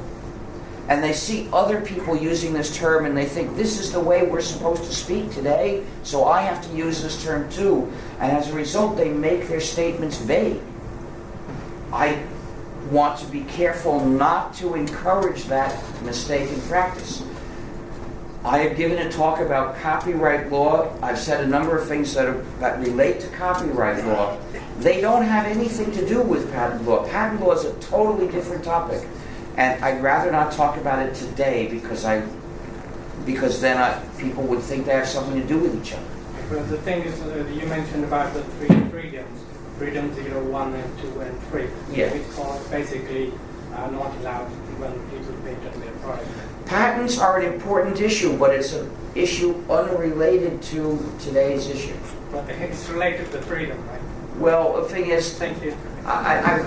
you can even listen to the speech I've given about the danger of software patents because recordings are available in audio-video.gnu.org. And I think there's something about that in the book, although you should double check. So I hope that will give some answers, but I don't want to talk about it in this talk. Richard, before the next question, can I grab you a check? I'm just worried about the tables. Yeah, that would be nice. Right. Basically, I'm not sure of whether I'm in the loop or not, but I believe that following the DMCA, there was certain attempts by a senator of Utah, Orrin Hatch, to tighten the screws even further. They keep tightening the screws in the U.S., and not just there. In Europe, there's a wave of laws authorizing governments to shut down network servers without even a trial. So there are lots of different things, nasty things that have been proposed as tactics in the war on sharing. Okay, but the core of my question was, is that you say that a lot of this comes from influence from business, and sort of what I want to ask is, what's the inertia? Do governments, when given these proposals, do they carry them out fairly autonomously as democratically elected benevolent systems, or do they require an external force to... Well, I don't know the down. details, and it probably varies. But in the U.S. government, the Congress people and senators need lots of money to run for re-election. And indirectly, they get this money from business. And there's a well-developed system of lobbying where they know who's going to get them the money that they'll need, and they know what they have to do for those businesses in order to get it, which means, although I have no basis to assume that they're doing this in a way that's illegal, but the laws, the laws forbid certain things, they know how to skirt those laws and effectively be corrupt. All right, thank you. My question was regarding Sony Computer Entertainment on the PlayStation 3. The failover. I have trouble hearing the sounds you make. If you speak slower, I could hear you better. Sorry, it's just nervousness problem. My question was regarding the failover team and the hacker known as GeoHot. One team of hackers opened up PlayStation 3 to the point where they could run their own applications and code, and that was enough for homebrew, and everyone was pretty happy with that. And then GeoHot came along and extended the jailbreak to the point where it could be used to infringe Sony's copyright as much as you have disdain. I don't know if it's infringing Sony's copyright. Where do you get that conclusion? It was from statements by the failover team and GeoHot himself. It was allowing users to run pirated copies of video games, whereas the modifications made by the failover team only allowed homebrew code, with the exception of backup media. You can see my point. So this means you could also run your own game? Yes, that was the extension that GeoHot made. I was wondering where you drew the line when it came to, because basically you can already run your own code, and then Sony went after GeoHot and is now trying to hold him into court basically for what he's done. Well, sharing should be legal. Sharing copies of any published work should be legal. I guess that's the way you see it. Okay. Fair enough.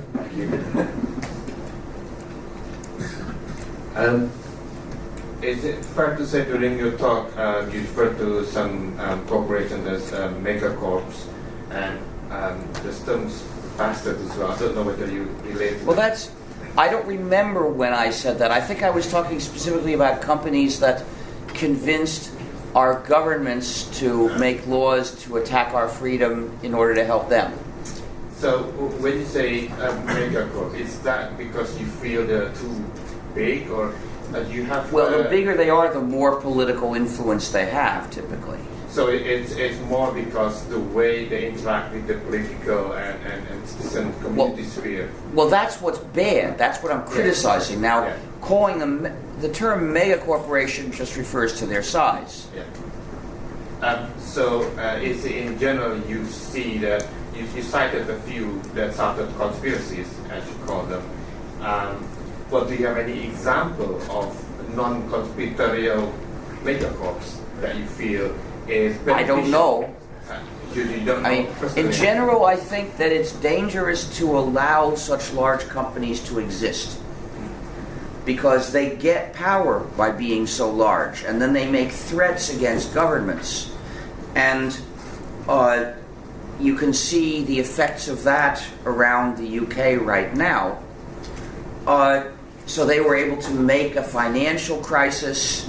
I guess you see it even worse in Ireland now. Companies made a financial crisis, and the people are going to pay. So why is it that the people are going to pay? It's because powerful entities said, we won't let you make the depositors in these failed banks pay.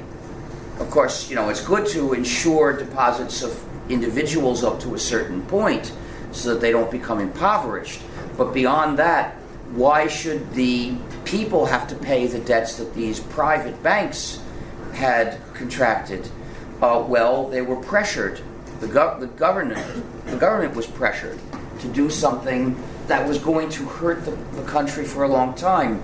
But you can see over and over policies that benefit business in various different ways at the expense of people generally.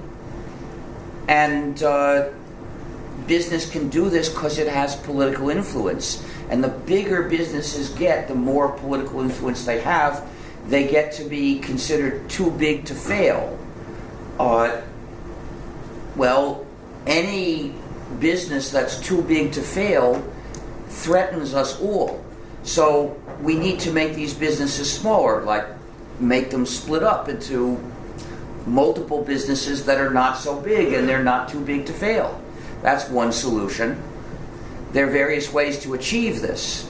The point is that in our political system today, when people talk about a problem, the people talking about it mostly want a certain outcome, and they mention the problem as an argument for the outcome they want, which usually is more subsidy for business, less regulation of business, people in general being trampled more.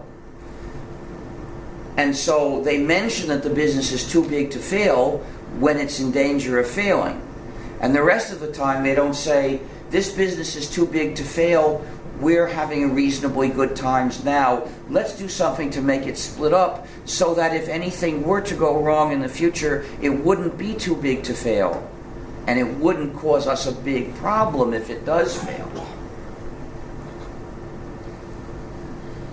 I'd like to ask you a question about what we as an audience and all the rest of the members of the public can do to actually practically make this stuff happen. I think that we'd all, well, those of us that agree with you would join your campaigns and try and apply political pressure to our governments to change copyright law to actually follow the principles you've been mentioning. But also, would you say that at the moment, as copyright is as it is, creatives and people producing works should actually go for things like the Creative Commons licenses and yes, but you can do more than that. For instance, keep your Wi-Fi networks open. Don't be conscripted into being an enforcer in the war on sharing. Collective responsibility is a favorite tactic of tyrants. And various governments are trying to pressure people to put passwords on their wireless networks so that everybody's kept divided and everybody can be kept under control. By having an open wireless network, you resist. Now, if somebody else is using so much of your bandwidth that it's hard for you to get work done, I understand you've got to do something about that. But there are various things you can try to do. Just putting a password on it permanently could be the last resort. And sometimes, if your neighbor is really obnoxious, you may need to do that. But maybe you don't need to do that. Maybe talking to your neighbors would be enough to avoid that and solve your practical problem. So, give it a try. Think of this as a form of protest.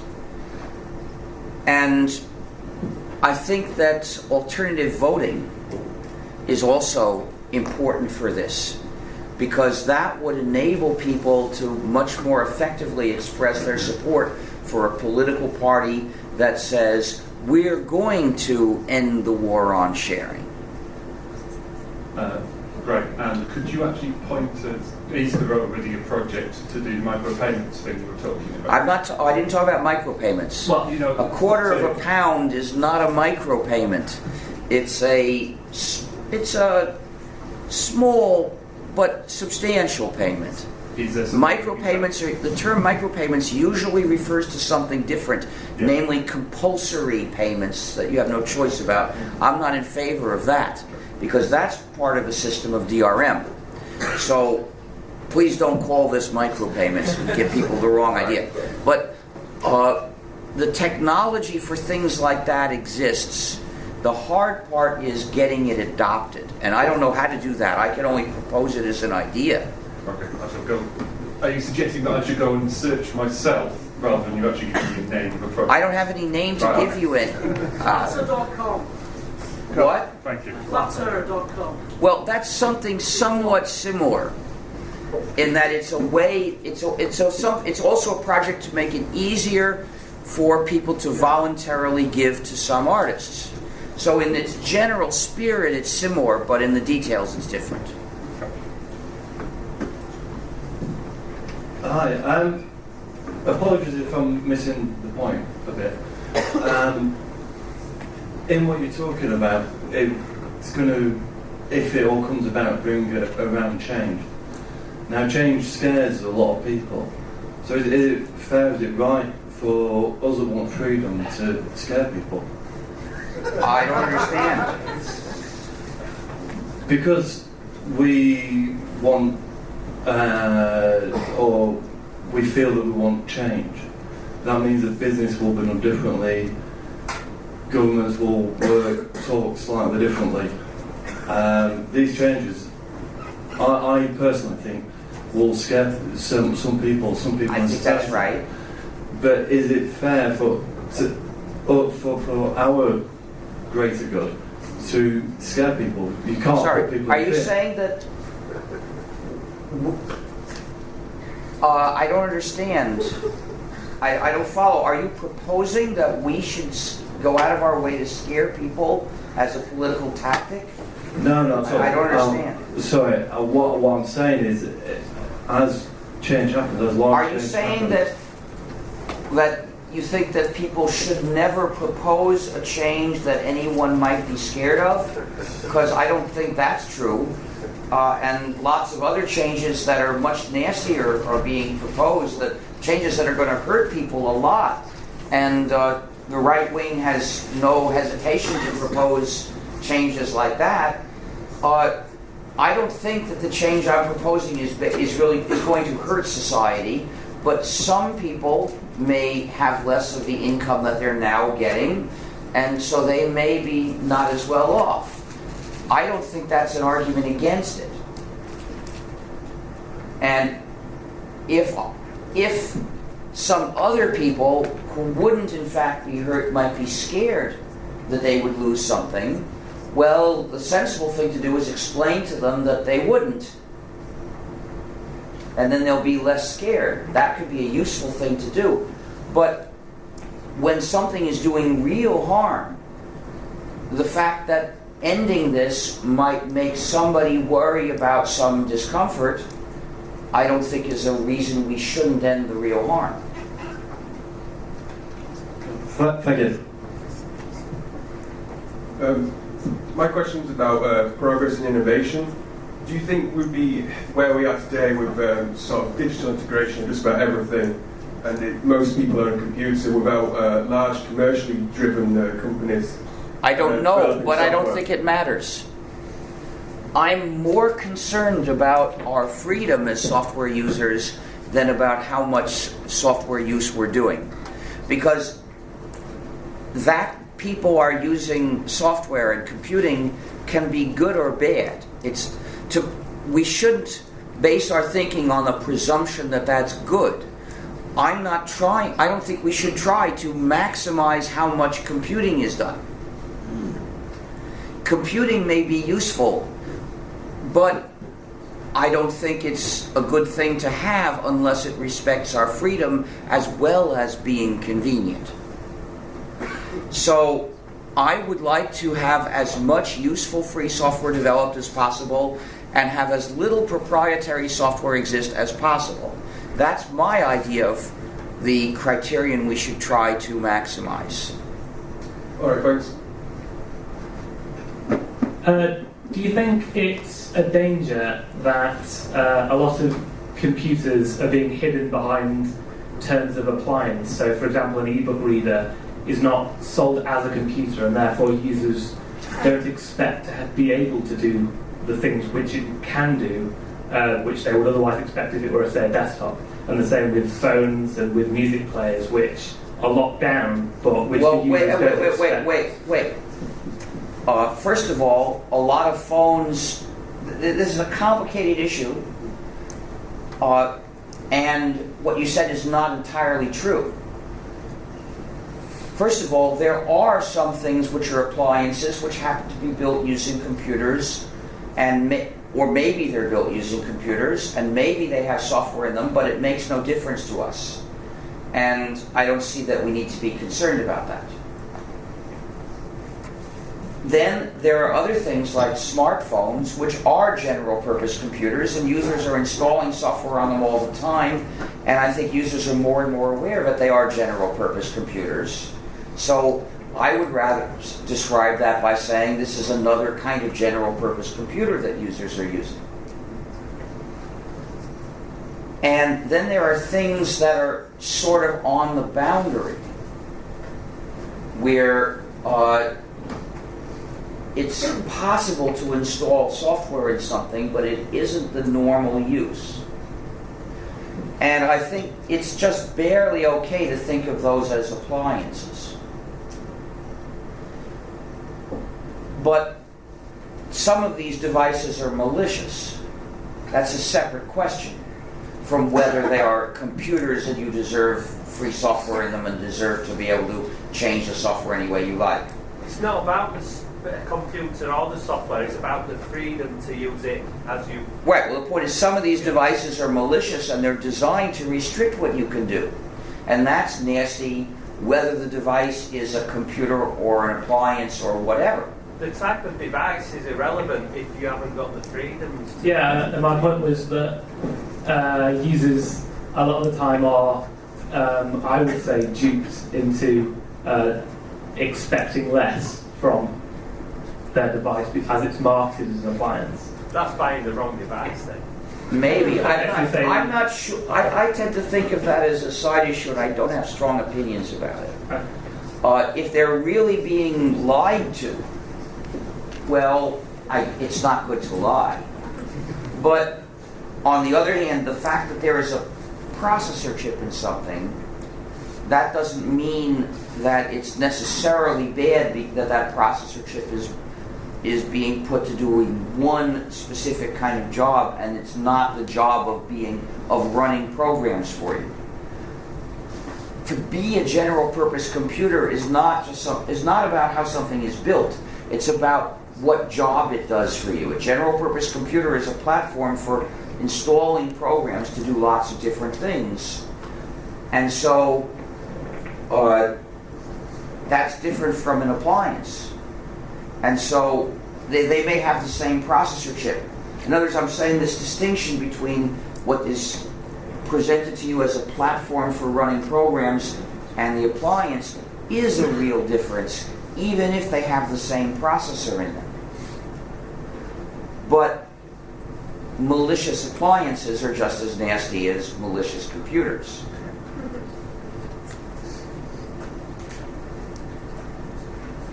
Could you share your thoughts on the relevance of software freedom in the larger context? I mean, it's not only freedom.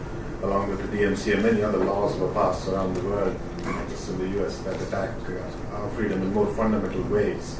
How useful is it to have software freedom if you don't address? Well, there are many areas of life where freedom issues arise. And one of these freedoms doesn't replace the other. We need them all. So now that software and more properly speaking, computing is an important part of our lives, another freedom we need is the freedom to control our computing.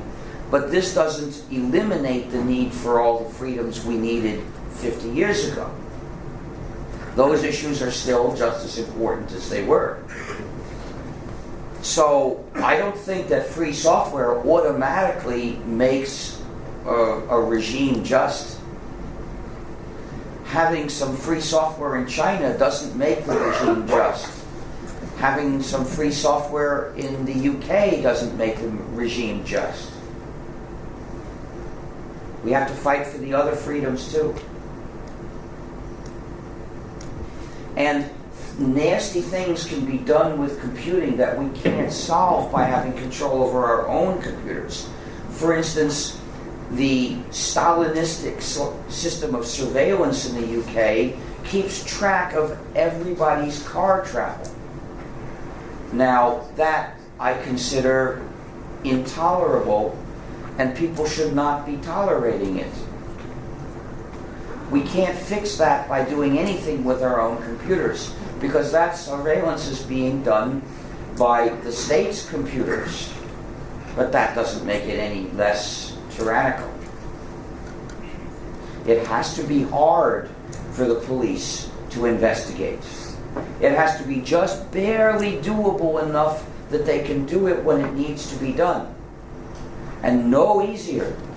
Because if it's any easier, then they become a threat. And this threat has been seen over and over again in the streets of this country in the past few months.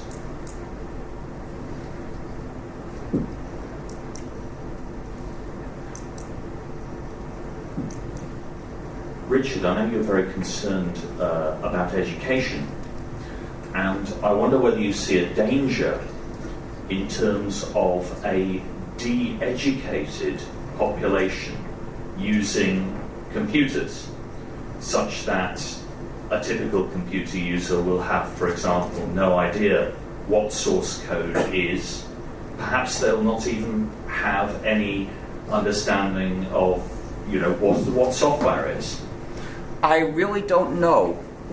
That's too long term for me to claim to know whether that's a real danger or not.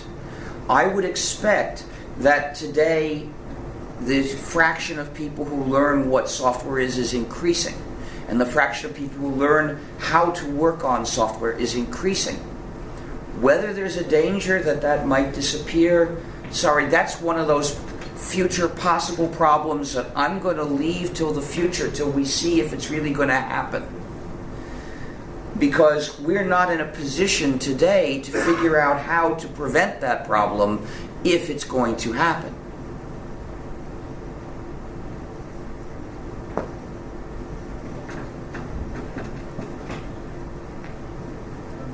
You suggested earlier that... Could you come and use the microphone, please?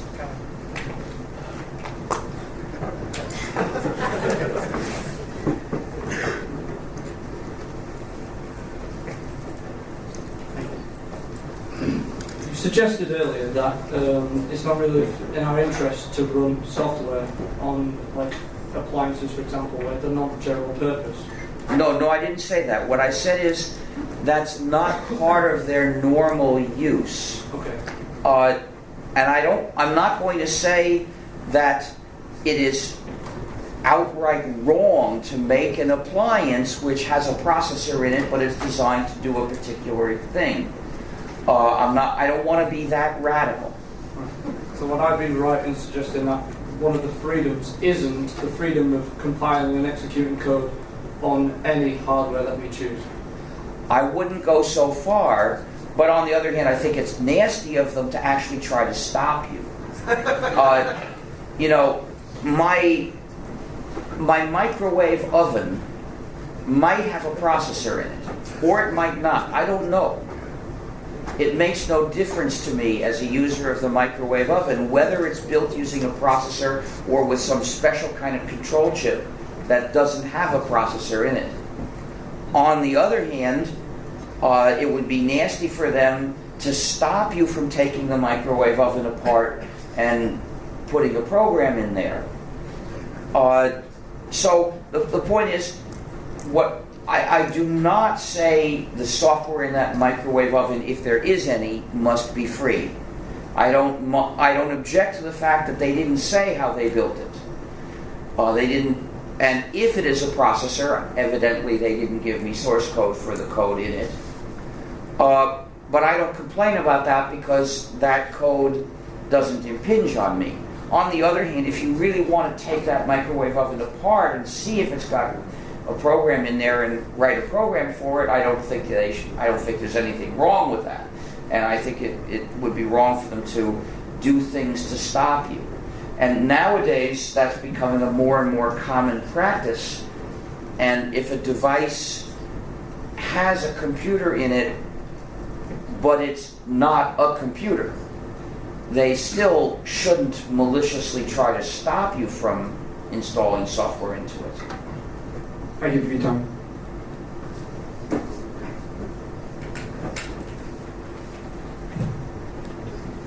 My question is regarding, because in most of the universities, as you mentioned, people teach the proprietary software like languages from Microsoft, maybe some other companies as well. What could be done to let the universities throughout the world know the best way for them to teach their students is through the free software? It's not easy. Of course, in my free software speeches, I explain at greater length the reasons why education should only teach free software. But if you're asking, practically speaking, how do you succeed in getting them to change, there is no easy way. You have to organize and keep organizing more people and teach more people to demand this, including students, including faculty, and always present the issue as an ethical one.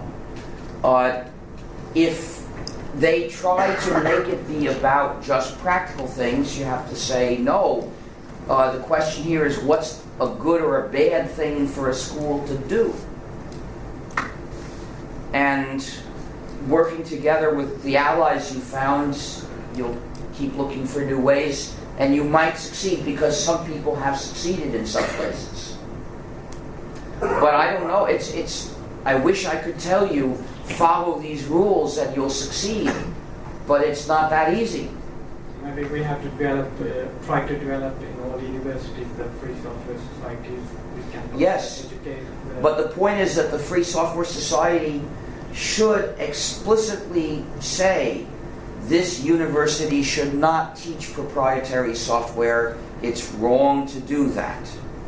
And most of the free software organizations that exist right now don't go that far, and they need to go that far. I've tried to implement a gnu+linux system in a secondary school, and I met up with barrier after barrier against it. For instance, a zero cost for implementing this was met with an excuse that it couldn't be documented. What? I can't hear you. It was met with something? It was met with an excuse that they couldn't account for it because it had a zero value, you know. Offer to sell it to them for £1. I did do that, and then they come up with another barrier that they are tied into an IT policy or document that prohibits free open source free software. And well, I don't know if that's true. And then I met with, well, we can't get it electrically tested and all kinds of. That's ridiculous. You can run this. It was. Well, the point is, you need to organize people who are going to tell that person, "We don't want you here." Yeah. People laugh, but I take it as serious like that. Yeah, it is. They need to say, "When are you going to teach our children to be decent people?" Well, I've taken it to the next step now in that I've got my own children, and at their primary school, I've actually taken that step and gone in and said, "I'd like you to implement free source software." You know, and explain the difference in freedom between price and the rights, the freedom of the rights. And I think people at this particular school have started realising that it's wrong to be using proprietary software and tying children and their minds into a proprietary mindset, you know. Absolutely. And you might conceivably find some of the things I've written useful to show to those people. They're in gnu.org. I've actually got a copy of Free Software, Free Society, and I do show that to some of the teachers in this particular school. Also, it's conceivable that some of the recordings of my free software speeches, which you can find in audio-video.gnu.org, that they might help you persuade some of these people, because I always touch on free software and education. It's very difficult when you get face to face with the IT boss, as it were, in any establishment, that they're already pre-programmed, as you say, in a proprietary mentality, and the walls around them stop them seeing the value of free software. The crucial thing is, don't let the decision be up to them. So go to the people above them and and argue for this school to be doing a good job of educating. It needs to teach freedom-respecting software and stop teaching dependence. And if you convince them, then they talk to and he says, if he says, this is an IT thing and I don't understand it, so I'll let my IT expert think about it, you have to immediately say, no, this is not a technical question, this is an ethical question. I've actually done that, but used the technology as a lever to get my point made by my daughter doing homework and sending it into school in a free format, which the school have got to accept. They can't not accept her homeworks in a free format. So the IT guy is going to have to implement a free source, or at least some way that they can free look document. at it. But of course, you can offer do it is that he has to use a free source program, because that's the only one that supports the free format. Well, of course, there's nothing to stop them from using it. But in any case, it sounds like you've done a good job, first of all, and you've come up with a lot of effective methods. So congratulations and keep up the good work. Thank you. But I'm trying to mention how to cope with some problems that you are likely to encounter from time to time, such as the head of the organization wants to delegate the decision to a technical expert, and then you have to say, no, that's a mistake. He's an expert on the technology you're using now, but he's not accustomed to even considering the question I'm discussing with you, which is an ethical question about whether that technology is an ethical one, and what the school should be doing to educate people in a good way. So you've got to argue you've got to show why that technical expert is the wrong person to make this decision, and why you shouldn't listen to him when he says, we can't do this, because he wants it to fail. He doesn't want to try to succeed. Even if it's unknowingly, he still is making it fail. Yeah, well, the point is, none so blind as he will not see. So he doesn't want to see a path to move to free software, so he thinks there is none. I'm not saying he's intentionally, consciously lying, but he isn't going to see a way to do it. Yeah. And that's the point that needs to be made to people above him, or people with independent influence, like the parents of the students in the school, so that eventually they say, if this is the job that needs to be done, and if you're saying you can't do it, I guess we need to replace you with someone who can, right? Yeah.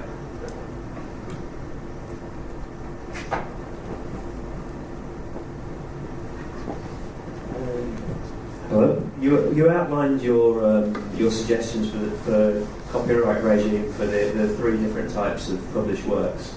Are there any existing licenses, maybe GPL or Creative Commons, that would actually allow creators of works to voluntarily follow this regime? Yes.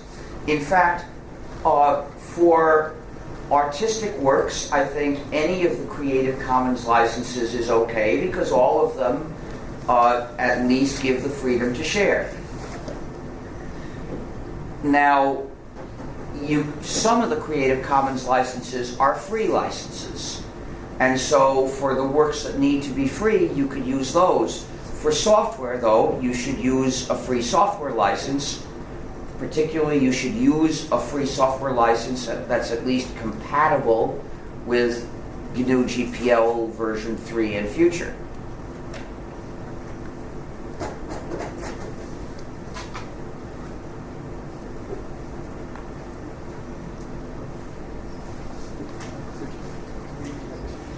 Okay, are you coming to ask a question? This will be the last one. So here's Mike. You didn't seem to like be interfered with at the start with the Yes, question that's of right. economic security for freedom of thought. Well, surely without freedom of secure expression, freedom of thought is meaningless. And when we forget how to express ourselves and think, do we not tend, as you always lean towards a loss of education and forgetfulness of the use of writing that thinks for itself? Theoretically, that sounds plausible, but I don't see that it's a totally different issue.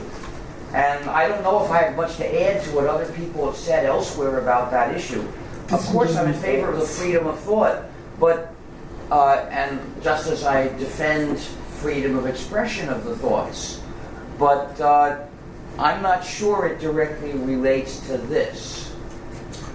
Only insofar as your free thinking seems to neglect any sense of its own security in its distribution, in the sense of carbon, silicon symbiosis in the machine.